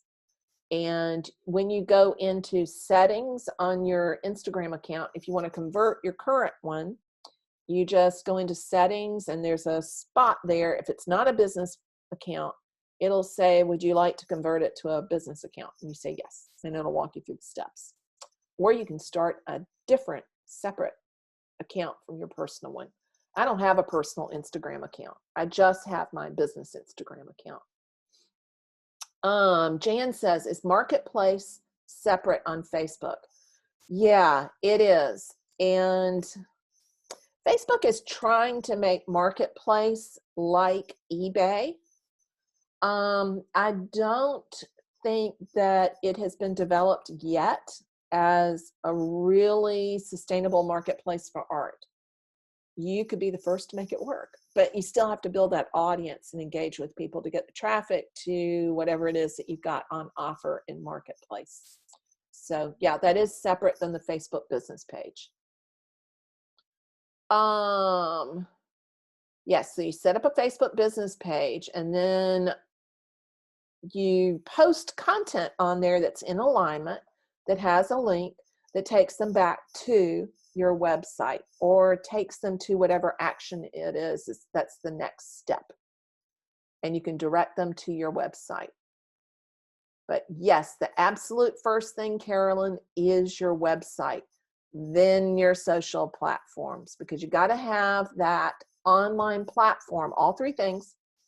You've got to have the website, you've got to have the email list so that they have something to sign up for, so you can communicate with them off of social media. And then you have to have the social media hub to get people to become the traffic that goes to your website. Deanna, this is a really good question. I'm glad you asked this, Deanna, and I know you've had to leave, but you'll be able to follow this in the recording. She says, I joined artist groups on Facebook to show work. Is that good? That is a common thing for artists to do. You know, there are a ton of artist groups on Facebook. You know, we have our own free Facebook group, Artwork Living. And there's a dozen or so for plein air painting. There's some for oil painting. There's some for watercolor. There's some for whatever the niche is. Their target is other artists. That's not your market. There are artists who buy art, but you're not going to find your niche inside of an artist's Facebook group. You can build your reputation somewhat, and if you want to teach, that's a great place to look for potential clients, but it's not where you're going to find your perfect people to buy your paintings. So my advice is that's not where you need to go. You need to go to groups that are aligned with your perfect people, not artist groups. That can be a waste of your time. Karen says, you want to go to artist groups? Let me back that up, because it's not a waste of time to join them. You want to join those to help you get that compelling artwork, but not to find your clients. On my Facebook page, when I post something, should I click send to friends or public? Okay, that's a good question. And here's the answer. When you're talking about that, you're talking about your personal profile. Your business page is always public. There is not a choice. So if you're talking about being able to choose between friends or public, you're on your personal profile. That's not a business page. So your Facebook business page is always public. You cannot make it private because the whole purpose of it is to have a public front door. And you don't have to choose between who's going to be able to see it. You have some possible choices. That's a more advanced technique, but your Facebook page is public, always public. So you're talking about your personal profile, and that's not where you need to be posting your art stuff. You really need a business page for that. They're two really different things. Samara says, can I share my business page with my personal page to let people know you have a business page? Yes, you can. And when I advocate sharing posts from your business page to your personal profile, not ones that are promotional, so that you can bring your friends over. It also lets you invite friends. You can invite friends that way. Samara also says, am I permitted to name brand names of art supplies I personally use for my paintings? Yeah, you sure can. You want to be careful so that Facebook doesn't think you're promoting for them, because they can ding you for that.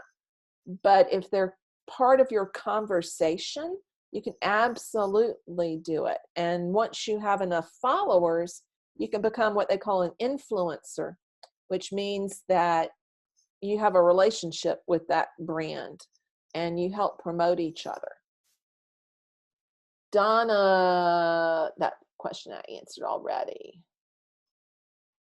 I answered that one.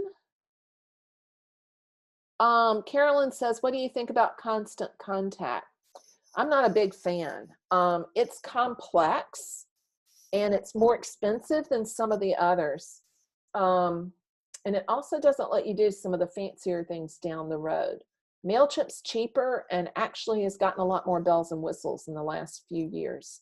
So if you're on it and it's working for you, then I don't think you should switch until you have enough followers and enough subscribers that you need to be able to do some more advanced marketing techniques. And at that point, you need to go to something that's probably fancier, that can do more segmenting. But you're all right there. It's just not, it's not as user-friendly as some of the others. Sandra says, I have a MailChimp email list. Can I transfer it to FASO? You can link your current MailChimp email list. You don't have to give that up. In fact, I'd keep it if you've already got one. You can connect that to your FASO website. Absolutely. And Deborah says, do I invite people individually to join my list or just make a post with a link to sign up? All of the above. When I first got my email list, I invited friends and family to join it. I had either 34 or 37 people on there. 2 or 3 of those were me and my multiple email addresses, so I could check that it was running correctly. And my mother was on there, my sisters, some of my cousins, a whole pile of just friends and family, other artists. Not necessarily my perfect people, a couple of my perfect people who had been collectors, local collectors who had supported my work through the years. But it was really small. And I got them on there by sending them an individual personal invitation email, inviting them to subscribe. And then I put the link on my Facebook page and started getting people that way. Also had the link on my website. So it's all of those. Donna says from Facebook, or asks from Facebook, but they have my email. Yeah, you need to have an email that you use for your studio business, not your personal email that you use to send messages to family and friends. So for example, my business email address in general is studio@marygilkerson.com. That's not where people, my family and friends, send me emails. If I get something in there, I know it has to do with business. That's the email address I share with people online. I actually have a Gmail address. I don't share that online with anybody. So that's my personal private, very private email address. So you don't want to share your personal with potential clients, because you don't want to mix personal emails and business emails. It gets too complicated. And it's like sharing your personal phone number online. Not a good idea. So you need to have an email address that is your domain name.com. That's marygilkerson.com is mine. studio@marygilkerson.com. And yeah, people need to have a way to contact you. It's super important. That way you can build that engagement and that dialogue. So I know there are people on here right now who've sent me an email by hitting reply when I sent out a bulk email and asked a question or made a comment, and I've responded back. That's how you begin to build that conversation. And you respond back with your business email. You don't give them your personal email because you want to keep everything tidy and straight. For some reason that strolled. Let's see. Karen says, I recently started selling in a local gallery that gets lots of tourists. Buyers rarely want to share their email address. I just hope they are taking my cards. Are you talking about buyers or visitors to the gallery? I know, Karen, you had to hop off, but I would always, and buyers, people are actually paying for the artwork, almost never hesitate to give you an email address. I've never had anybody who didn't give me an email address when they purchased the work so that we could stay in contact. Now, I've had people who visited my studio during open studio events who didn't want to share their email address because they were afraid they were going to get spammed. People are afraid of that. So if you have potential buyers coming through a physical gallery, they may not want to give you their email address. Give them a card. That's a good way for them to keep in contact. Make sure that card has your website address on there. But you need to have a way to collect email addresses, and always, always try to collect it from your buyers. Thank you, Paula. I'm glad that this is resonating with you. Elaine says, when you post your work, do you need to copyright it first? What's the difference between that and licensing? Copywriting is automatic. You own the copyright to your intellectual property, which is your artwork. As soon as you complete it, you don't have to file anything. That's copyright. You own that intellectual property. Nobody else can copy your painting without violating that and breaking the law. So that's what copyright is. Licensing means that you give a company the license to make a copy of your work for whatever reason, whether it's for tote bags or for reproductions, and you have limits on that.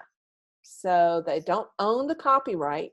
They just have the right for, say, 5 years to reproduce that work, to make reproductions to sell. So the license is giving somebody permission to use a copyrighted image. They're connected, but the two are not mutually exclusive.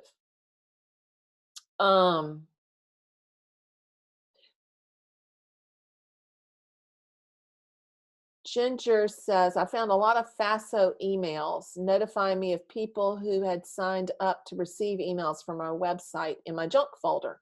Easy to move to the inbox. Yeah, that can definitely happen. You want to make sure that important emails are whitelisted so that you don't lose those. And as Gwen says, owning your own gallery is a ton of work. So Gwen owns her own gallery. But when you own your own gallery, it means, Gwen, do you still own it, or did you own it in the past? I cannot remember right now off the top of my head. But owning your own gallery is a ton of work. Yeah, you're likely to have more sales of your own work, but it means you've got to do a lot of heavy lifting and getting those eyeballs through the door, not just reading your announcements, but through the door. So it's easier online.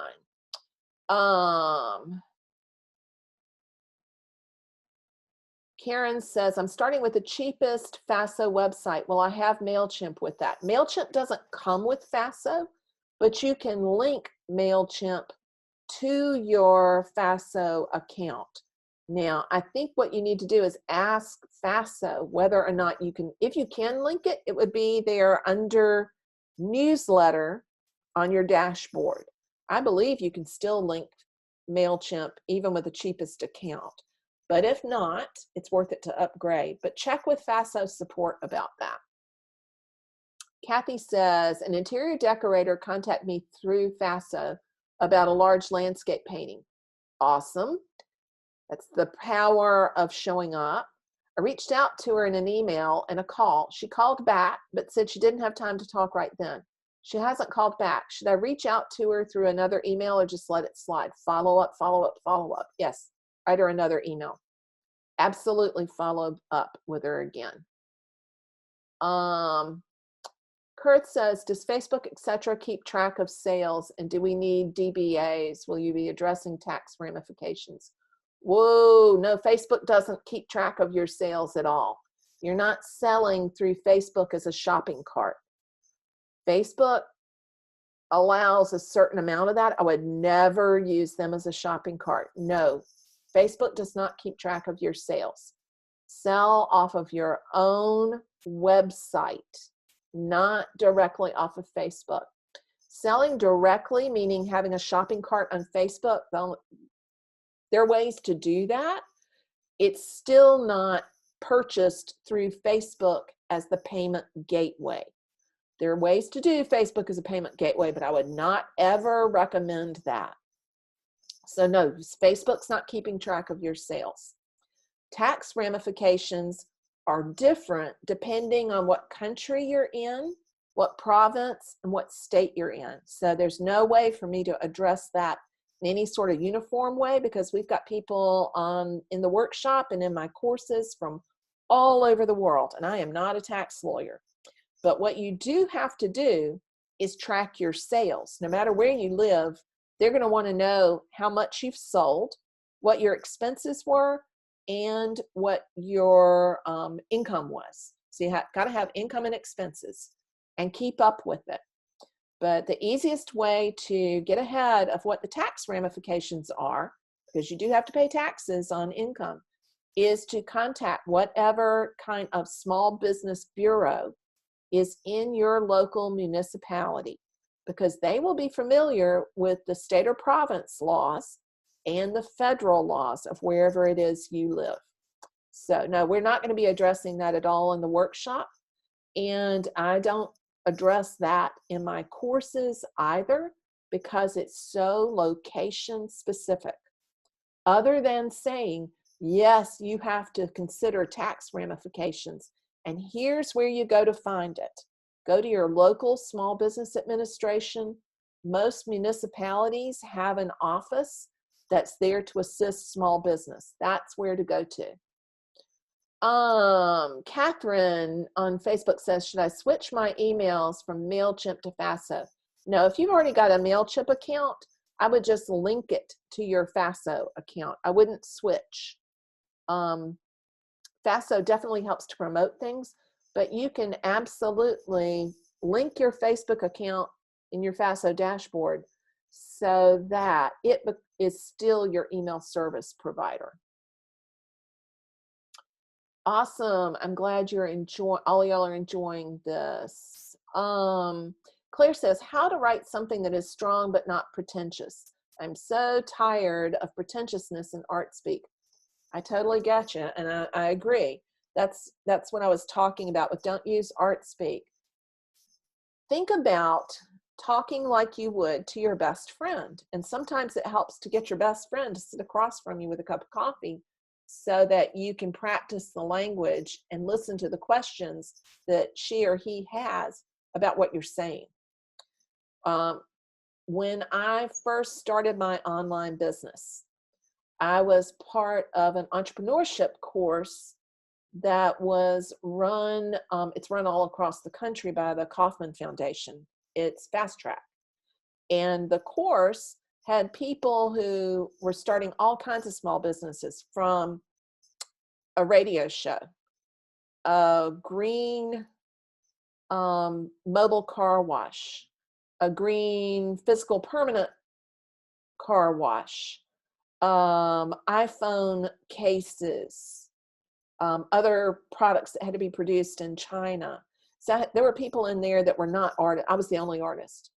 And that helped me so much to narrow down my language, because if people totally out of my niche didn't understand, out of my world, didn't understand what I was saying, then I needed to clarify it, because some of them actually were my target market.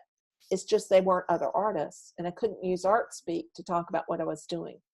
So talk to people who are not artists to get there, and that'll help you not be pretentious. Bonnie McCarty's question, would I go to equine pages on Facebook? Yeah, you'd go to some of those big pages and groups if you're trying to target people who love horses. Not everybody who owns a horse is wealthy, but there are plenty of wealthy people who own horses will spend a whole lot of money for a painting of their horse. And you find them on groups for lovers of horses, especially certain kinds of horse sports and activities. So yeah, magazines and Facebook pages for sure. And thank you, Stephanie, for posting the link for Artwork Living in there. Patricia says, I won't be here on Monday, but want to see the video later because I have so much to learn about the sales mechanism. You'll be able to see it on the directory page with all the replays. And Deanne says, I can't find ad manager on Facebook business page when I need in future. The ad manager you can find on your page on the left-hand side. Don't try to find it on your phone or mobile device. Go onto Facebook on your desktop and go to your page and scroll down, and you'll find the ad manager. You can also find it on your personal profile as well, but you have to scroll all the way down, and sometimes it's under shortcuts and you have to click the more button, but it's there.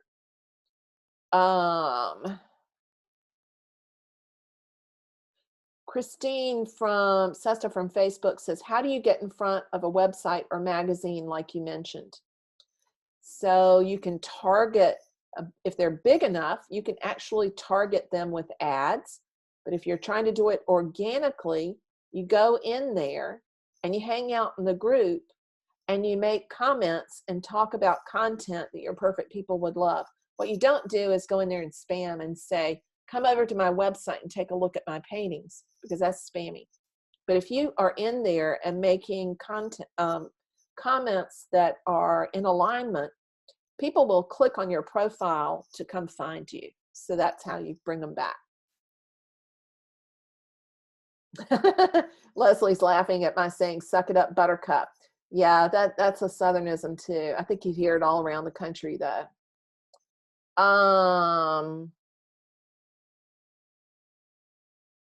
Catherine on Facebook says, I do portraits and nature paintings.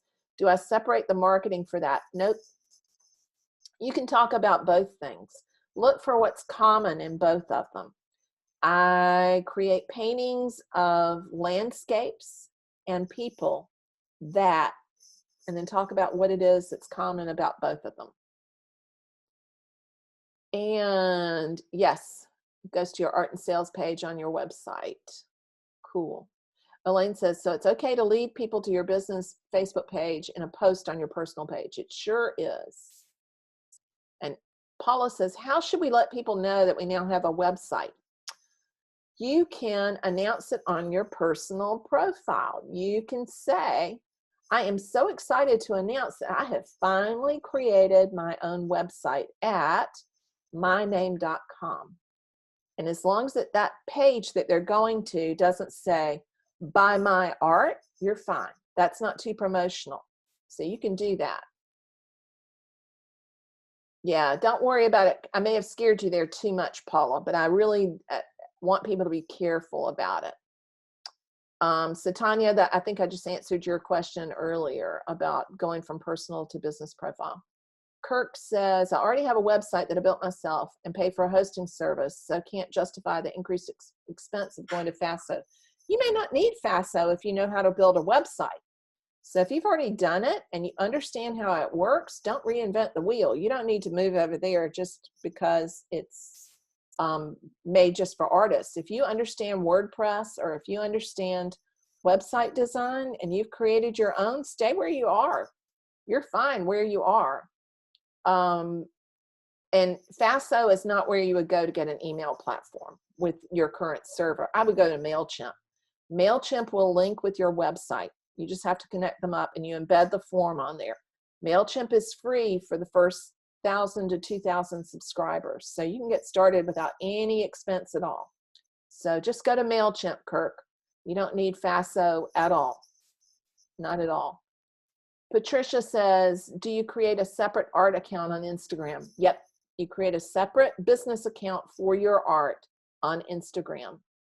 How does Instagram share your email? Instagram does not share your email, Jan. Instagram has a link for a website, and you can make it to your general website or it can go to a specific page. Instagram has something called direct messages, and it's like Messenger on Facebook. And you can get somebody to message you in direct messages, and then you can share your email.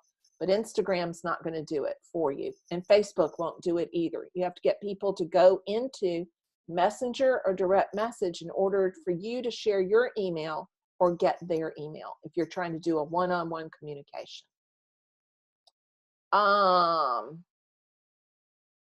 Yeah, Claire says that she's switching to Faso even though she's built her own website because she doesn't have a good sales mechanism. There's a good reason there. Now, Kurt, if you don't have a shopping cart on there yet and you're not sure how to do it, it still might be worth going to Faso. But your website needs to be able to handle a shopping cart in order to make sales. And a shopping cart comes with Faso's website. Susie says, is a blog relevant to building an online presence? It sure is. It's part of that system. So you share content on your website and people call that the blog. The blog is what updates continuously. It's where you put new stuff all the time. And you don't have to label it a blog. It just needs to be updated. Your website needs regular updating. So the posts on your blog can be the same as in your emails. And you can take parts of that, snippets for your social media posts. But you need to be posting on all of the above. All of the above. So yes, a blog is important. They sign up for your email list in a form that you put on your website. Sandra says, can you email us more specifics on how to get on your platform over the weekend to discuss niche? I will. It's on the Artwork Living Free Facebook group. That's where we're going to be doing that. But yeah, I'll send an email out. Well, I'm going to be sending out the replay link. And I will definitely be putting that in there. If you scroll backwards, Stephanie put the link to the free Facebook group in there. Yeah, the blog is a big part of it, but the blog, I don't want y'all to think about it as blog. Think about it as website. And there's this misconception that people have that a blog is separate from the website. They're not. Your blog is on your website. Blog just means it's a log. It's like a diary. It's regularly updated. So you need to update your website with new stuff every week, just like you send an email every week.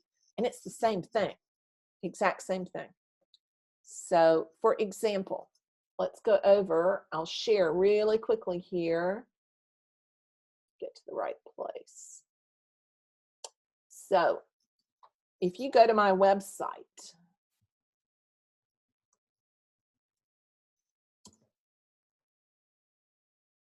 it's going to take it a minute. If you go to my website, I actually have the word blog up here, but don't have to. I can just call it the practice of painting, diary, whatever. This is the blog part. The portfolio is technically a blog part, and the Greens collection is on the blog part. All of those are run by the blog component of WordPress. Your blog needs to be on your website. The two need to be in the same space. Don't create a separate one. That's a bad practice. Google search engine likes new material. So every time you post something new on your website, your rank on Google goes higher. And the longer you have your website and the more you post over the years, the higher your rank will go for your niche. So it's really important to post on a regular basis. and you do it on your website. You can do it if you don't have a blog component just by creating a new page and posting on that once a week. But it's making a post on your website every week on a regular, consistent basis. That's to feed the search engine. So it's just right here. So if you go there and click on that, it'll move. It's going to take you to the latest post from my painting tips, my studio practice blog. If you go to portfolio, then it takes people to posts about paintings. So it's important to have that blog. Now I've got several of them in there. You don't have to have several. You can have just one and it's fine. But yeah, the blog is a huge, big part of it. And you collect email addresses through having a form on your website. Now I use a fancier service so that I can do it with just a button. When you click that, the form pops open and people can enter their email. But you see that I have it in places that it's really prominent so people can see it and they can subscribe. Yes, Chris, your questions are recorded if you asked questions earlier. Samara says, can I make a post to my followers on my personal Instagram on my business page? No, I'm not sure I follow that question, Samara. When you make a post on your business page on Facebook or on your business profile on Instagram, it only goes to people who are following your business page on Facebook or your business profile on Instagram. It doesn't go to anybody who's following your personal stuff. It's just to your business followers. And that's a good thing. You can move friends over there, but you really don't want to mix personal and business too much. Cindy McManus says, what about online art galleries like Art Storefront? Art Storefront really is more like FASO rather than a gallery. I don't know that they have a huge big record yet for sales. They do include promotion just like FASO does, but it's a hosting site as much as anything else. Chris says, when posting art, I get lots of comments. Do you respond to each of them or one thanks at the end? You need to respond to each of them. That's how people begin to feel like they have a relationship with you as much as you can. Now, if you're posting a lot and you've got a lot of followers, you may not be able to respond to every one of them, but respond to as many as you can. And here's a freebie for y'all. Every time you respond to one of those, it throws your post back up to the top of the feed. So every time you respond to a follower, you get more juice from Facebook or Instagram. So there's a reward in there. And it counts towards the engagement with the algorithm. So yeah, answer every one of them. Even if it's just to give them a heart back, but thank them. Yep. Deborah says, most of my followers on Instagram are other artists. How to attract buyers instead? Make posts that talk about the hopes and dreams of your buyers. What are the people who look at Southern landscape painting desire? What are they hoping for? What are their dreams? What are their desires? What do people who look at paintings of flowers dream and hope of? That's what you need to write about. Glad this has been enlightening, Joan. And Jane, do you think we need to create a newsletter? You need to create a consistent email that you send to your followers, Jane. Yes. You do not need to create a newsletter that has 15 images in it. Go back to session 2 and I talked about that a lot. You absolutely need to be sending out a regular email once a week. A short, to the point email with interesting content, not a long newsletter that outlines your achievements and accomplishments. So I'm using that term newsletter really loosely when I talk about it. And FASO still uses that in reference to your email. So yes, it's important. Mary Jane says, does one need a business phone? It helps. Yeah, Chris is also asking, what about cell number? I would not put your personal cell number up there. There are a lot of services that will give you a digital phone number that will ring over to your mobile number, so people don't have your personal number. Like Google Voice will do that. I have a Google Voice number. So my studio number is a Google Voice number, and it's set to ring on my phone, but people don't get to see what my mobile phone number is. So do not put your personal phone online. That's not a good idea. And Sandra says, can you get a business email through FASO? Yes, you can, connected to your domain name. Susan says, email. I wrote an email to you and your address was in my box, which I liked. Did it get there from my responding to take this course? Yes. I think I'm following that. You probably responded to an email I sent to you and then I wrote back. So yeah, that's how my email gets into your inbox from signing up for the workshop. And Catherine Trezek says, how do you get a business email, something at catherinetrezek.com? You have a domain name, and Catherine, you've got FASO. So go into your dashboard and you can set up what they call a transactional business email address with FASO. And you can't send 40 million of them, but you can send a limited number of them a month. So go into FASO, and that's separate from your email list, your newsletter list, but look for your business domain name, email address, and get that in FASO. Any questions about it? Look on the FASO support website. Ann Davis says, galleries don't want to give artists the customers' addresses. Some galleries don't. Mine does. Because we've got a partnership, but we've been running it that way for more than 10 years. So probably almost 20 years. You've got to work out a relationship with your gallery to the point where they will give you the contact info. They just don't want people to go behind their back and try to sell at a lower price, which some artists will do. So if you can get it, at other times it's hard. That's another advantage to building your own client list and having your own platform. Oh, thank you, Susan. Cynthia says, one of the previous galleries would not share the buyer's email address with me. Is that unusual? No. If you don't have a long-term standing relationship with a gallery, a lot of times they don't want to share information with you.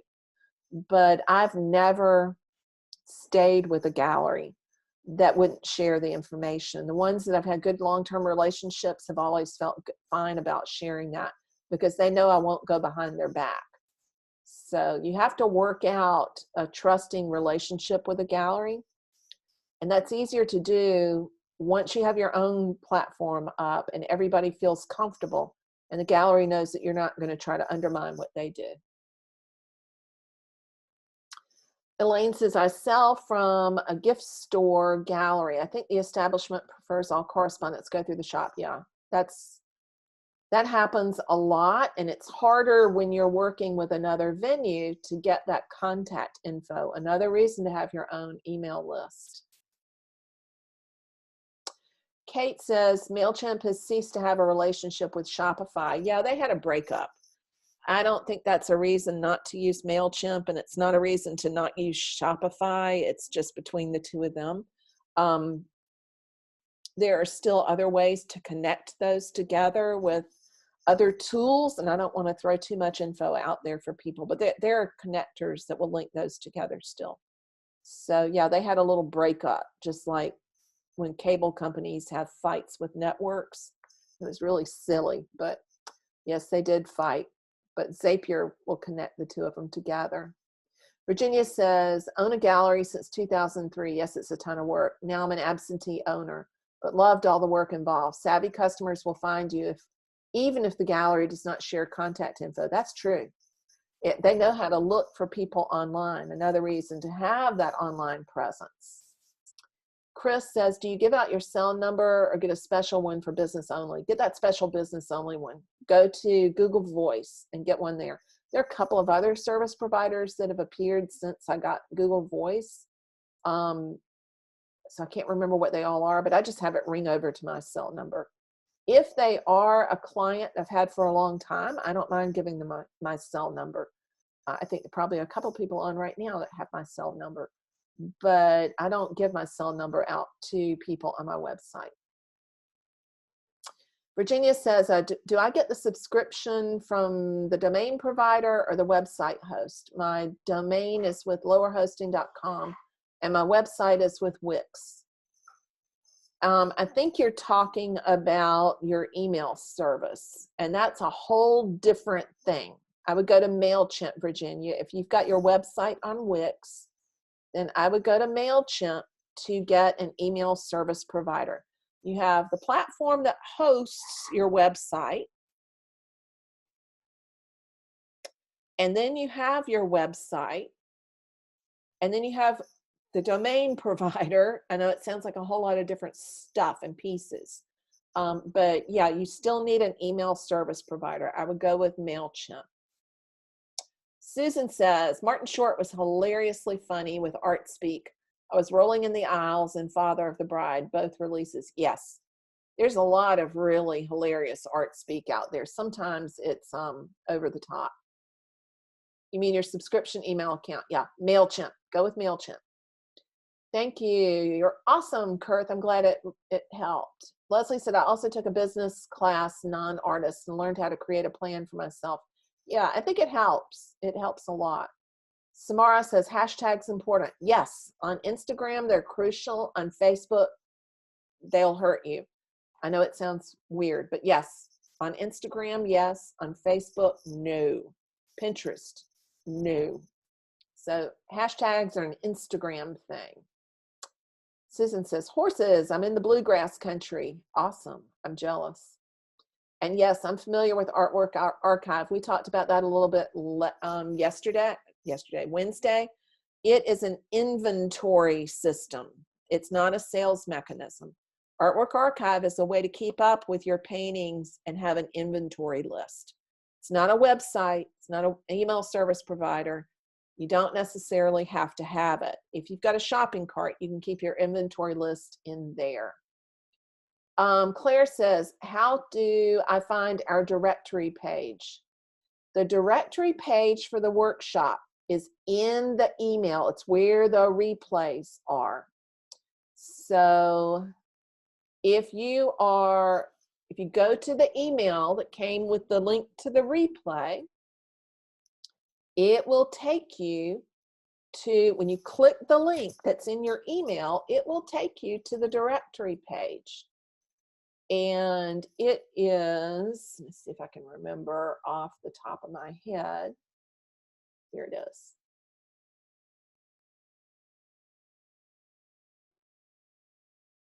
It's going to be a little bit slow to come up because I've got windows open and I'm doing sessions.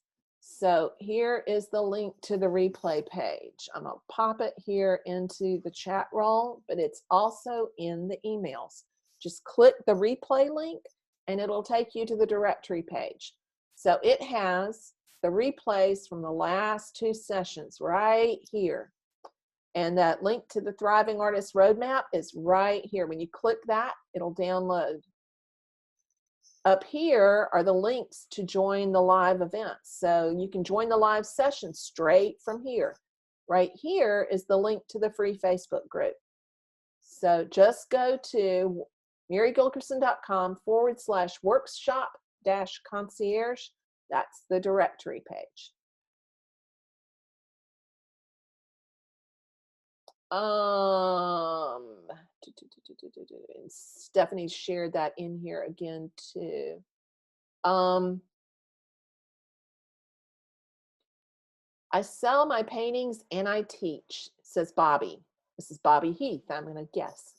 How are you marketing for both of those? I have 2 different segments of my email list, Bobby, and if you go to my website, I have 2 different opt-ins depending on whether they're opting in to see more paintings or they're opting in to learn more about making art.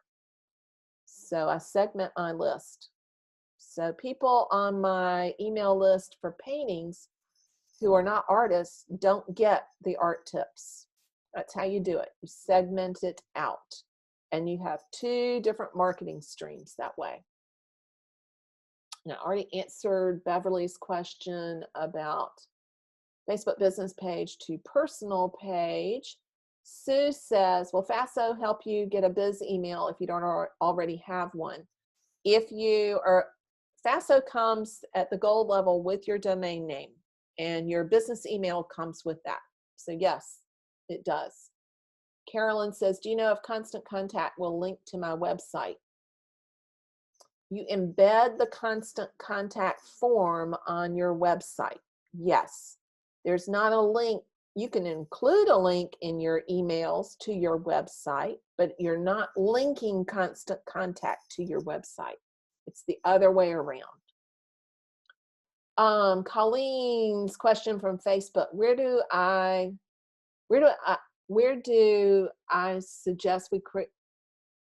you suggest we create our business email? Example, my name at, is Gmail okay? No, it's not. Don't use Gmail. You need to have your domain name that is yourname.com, and your business email is whatever that first part of it is, studio, hello, info at yourname.com. And you can set that up with your domain service provider, or you can set that up with FASO if you've got them, because they provide the domain there. But yeah, you absolutely have that, and Gmail is not okay. Don't do that. It's not professional enough. Sue says FASO offers free bold brush contests. Are those not important? I think they can be important for helping you get visibility. I think all of those platforms, whether it's Art Storefront, FASO, or Daily Paintworks, they do things to try to get more eyeballs on the artwork of the people who host their website there. So I think that's an important component of hosting your website through one of those sources if you don't have other marketing channels set up. So Squarespace doesn't do anything like that for you, but Daily Paintworks will, Art Storefronts will, and FASO will. So yes, I think that can be a help. Josephine from Facebook says, do you need to have the prices of your art pieces on your website, or would you ask people to contact you for prices? That's really a sales mechanism question, Josephine, and so I'll talk about that a little bit more on Monday. But in general, you want to make it easy for people to buy. So I do not recommend that you make people contact you to find out how to buy. If you're going to have your work for sale all the time on your website, then you need to have the prices up and you need to have a shopping cart in place. Don't make people work hard to buy your work, or they won't do it. They just won't do it. And updating your website, writing updated content for your website is blogging, James. Yes. And yes, Chris, the blog can be the website. WordPress is blogging software. WordPress is basically what runs, or a form of WordPress, a form of blogging software runs Squarespace, it runs FASO, it runs Art Storefronts, and it runs individual websites. It's just that those bigger companies like Storefronts and FASO and Squarespace, they have a managed platform. So they take care of a lot of the nuts and bolts stuff for you. It's still a blogging piece of software. It's just that it's used to constantly write new material. And yes, your posts can be paintings, Anne. Absolutely. And yes, Jan, your blog post can be the same as what you put in your email. Yep, absolutely. And no, Sandra, I did not use FASO to create my website because I am an old website designer. I don't do that anymore for other people. I did for almost 20 years. But so I used to design websites in the old coding days. So I'm really comfortable working on the web. I'm a techie. But I'm also a control freak on my website. So I use WordPress because I want to be able to get in there and switch things around and have control over it. If I had not been a website designer, and if I didn't feel comfortable on WordPress, I would use FASO over any of the others. but mine's not on FASO because I am a designer. I know how to do the coding stuff in the back. Sue says, will you answer questions later if not being addressed here? I'm going to answer some of the questions. If you have a question that you still want to ask, get into the free Facebook group and ask it in there. And if I don't find it, somebody else in the group usually will. So it's a hugely helpful group of people. But yeah, any other additional questions, ask them over in the free Facebook group, because I'm going through there and looking for those kind of questions. And I'll be hopping in there over the weekend to talk about niches. So,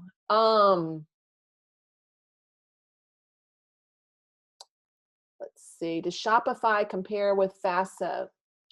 Shopify is a huge, big platform for e-commerce. It applies to all kinds of different products and not just to art. So it's comparable in that you can create a website on Shopify. You can obviously have a shopping cart on Shopify, and nobody's necessarily going to know that you're using Shopify as your platform to create your website. If you've already got one on Shopify, I certainly would not move. And Shopify makes it easy to sell. So yeah, I think it's more complicated than most people need. So I wouldn't go there if you're just now creating a website. If you've already got a website on there, it's fine. I have a site on Shopify for products. So, but that's because we've diversified. It just depends on what you want to do. Yes, Sue, your questions are getting through. It's just that there are hundreds of questions, so I can't answer them right when you ask them. Leanne from Facebook says, how do you know when a business call is coming to your phone from Google Voice? Does it show up differently? Well, if you've got caller ID, well, first off, Google Voice will let you do an announcement, and you can decide whether to accept the call or not. So when you first get the call, you get to hear who it's from. So yeah, you can filter Google Voice calls. It makes it much easier. Julie Techlaw, I'm wondering about Squarespace. I know many artists who use that company. Yeah, it's beautiful. If you are a little more comfortable with tech, Squarespace has some phenomenal templates. It's beautiful. And they have shopping carts, and they have good offers for good support. There's better support on FASO than there is on Squarespace, but if you love Squarespace, go for it. It'll work. Absolutely. And Sue says, yes, thank you, Carson, for answering that. Yes, Sue, the questions are coming in, but they're answered in the order they're received. Chris says, I see some artists make a big congrats post to a buyer. What do you think? I don't do that. And here's why. A lot of people are pretty private about their art purchases. And I invite people to send me photos of work once they hang it on the wall, and I'll ask them if it's okay with them if I share that on social media. So you just have to be careful with that. I think it depends on the client, and just ask. He says, Chris says, I currently just list them by initials on Facebook. Yeah, I think that's fine. What I think is more beneficial, because the people who are thinking about buying, they don't need to know who bought it. What they need to know is that somebody bought it. So you can make an announcement like with an image of the painting and maybe you packing it up. So excited to be sending this painting off to a new home in Texas or wherever it is that you're sending it to. So that shows that you're selling without revealing more private details of your clients. Yeah, I think it does make people uncomfortable. So I wouldn't name names unless they're willing to send you a photo of it hanging there. Virginia says, yeah, we use MailChimp for the gallery. I think MailChimp's really easy and pretty intuitive for people to use. And Teresa says, what about hashtags on an Instagram post when you also let that same post go to Facebook? That's a problem. If you're putting hashtags in the Instagram post itself, I would not have it automatically post to Facebook because it won't get very much reach. Put the hashtags into the first comment instead, and then they won't go to Facebook. Connie Henning from Facebook says, I got a domain name from GoDaddy. Can that transfer to FASO? Do I need to start over? No, it can point to FASO. And the directions on how to set your site up on FASO walk you through exactly how to do it from GoDaddy, because they're one of the biggest domain name providers. So no, you do not need to start over. You can use that and you can have it point to your FASO website. And Anne, yes, I keep, you can keep your inventory in the shopping cart on FASO. Any shopping cart is a database, and all an inventory list is a database of your work. So you sure can. Claire says, why would you not want someone to know your prices? I agree. Let people know what the price is. Unless you're using a different, there's some different sales mechanisms where you don't talk about, or you don't have the price up there all the time. And we're going to talk about that, one of those a little bit on Monday. But in general, if you have got your work up for sale all the time, get the prices up for sale, up where people can see them. Don't hide them away and make them email you privately about that. Patricia says, will you be talking more about the shopping cart features on FASO? I'm not going to be talking about features on an individual platform because it's not a workshop on FASO, and on FASO shopping cart.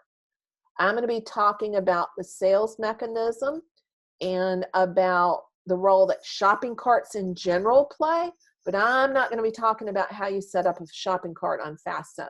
No. We're going to talk about the general thing. It would take an entire course to walk through exactly how to set all of that up on FASO, and that's not what we're doing.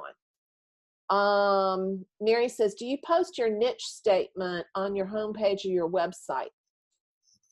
My niche statement is in so many places. It's on my website. It's on my social media accounts.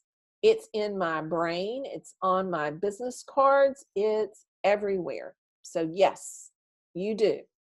And it's what goes in your bio on social media accounts.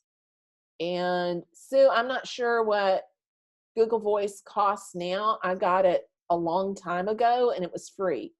I know that you have to pay when you use it to call long distance, but I don't use it for that. So incoming calls don't cost me anything at all. So I can't speak to what it costs now because I got it 10 years ago. I'm grandfathered in at whatever it is now. I think it's free unless you're calling out on it. Donna from Facebook says, have you ever heard of Amazon Handmade? Yeah, and we talked about that on Wednesday. That is the same thing as putting stuff up on Etsy. It's not your own platform, and Amazon takes a cut, and you've still got to drive traffic to it. So it's not your first priority. You need to get your own website up first, and you can use Amazon Handmade or Etsy or eBay or any of those other things as a secondary platform, but it's not your primary platform. It's Amazon trying to compete with Etsy is what it is. Mickey says, after the Instagram post to Facebook, you can go in and edit the post and remove the hashtags. Yes, you can. That's an awful lot of work. You don't have to do any of that if you simply post the hashtags in the first comment on Instagram. It'll still do all the magic that hashtags will do, and you don't have to go in and edit anything. So Sue, you put the hashtags when you make your post on Instagram in the very first comment after you make your post. Then the first comment doesn't go to Facebook, the post does, and it doesn't ping you. The purpose of hashtags is to be found through interests on Instagram. It's a search technique. Karen says, my PayPal account is listed as my personal email. Can I change that to my domain name once I get one? You don't need to worry about that. My PayPal account is linked to my personal email address. People don't see that. What they see, you can specify once you switch it to a business account. You can either switch the email address to your business email. You can go back in and edit that. But you can also set up what the email is that you're going to use for the business. So that's not an issue at all. That can be adjusted. Patricia says, I mean how shopping carts work in general. Yes, I absolutely will talk about that a little bit. Anne says, I was recently told that it was free. I'm not sure what was free, Anne. What are you talking about that's free? Google Voice, good. Chris, Google Voice, yes. I think it's free as long as you're not calling out. I think it's 10, I think I pay, if I use it for calling out, it's like 10 cents a minute or some such thing. Chris says, Google Voice, smallest program is $10 a month. I still think you can find a free version of that. Awesome. Great questions, everybody. I think we have gotten to the very end of the questions. Fantastic questions. So just to recap, remember, you need to have not just a website, social media hub, and email list. You've got to put them to work to build that engaged audience. Once you have that engaged audience, you need to have a sales mechanism in order to bring them from being fans to being clients. That's what's up for Monday. Look forward to talking with you then. Happy painting, everybody. Bye-bye for now.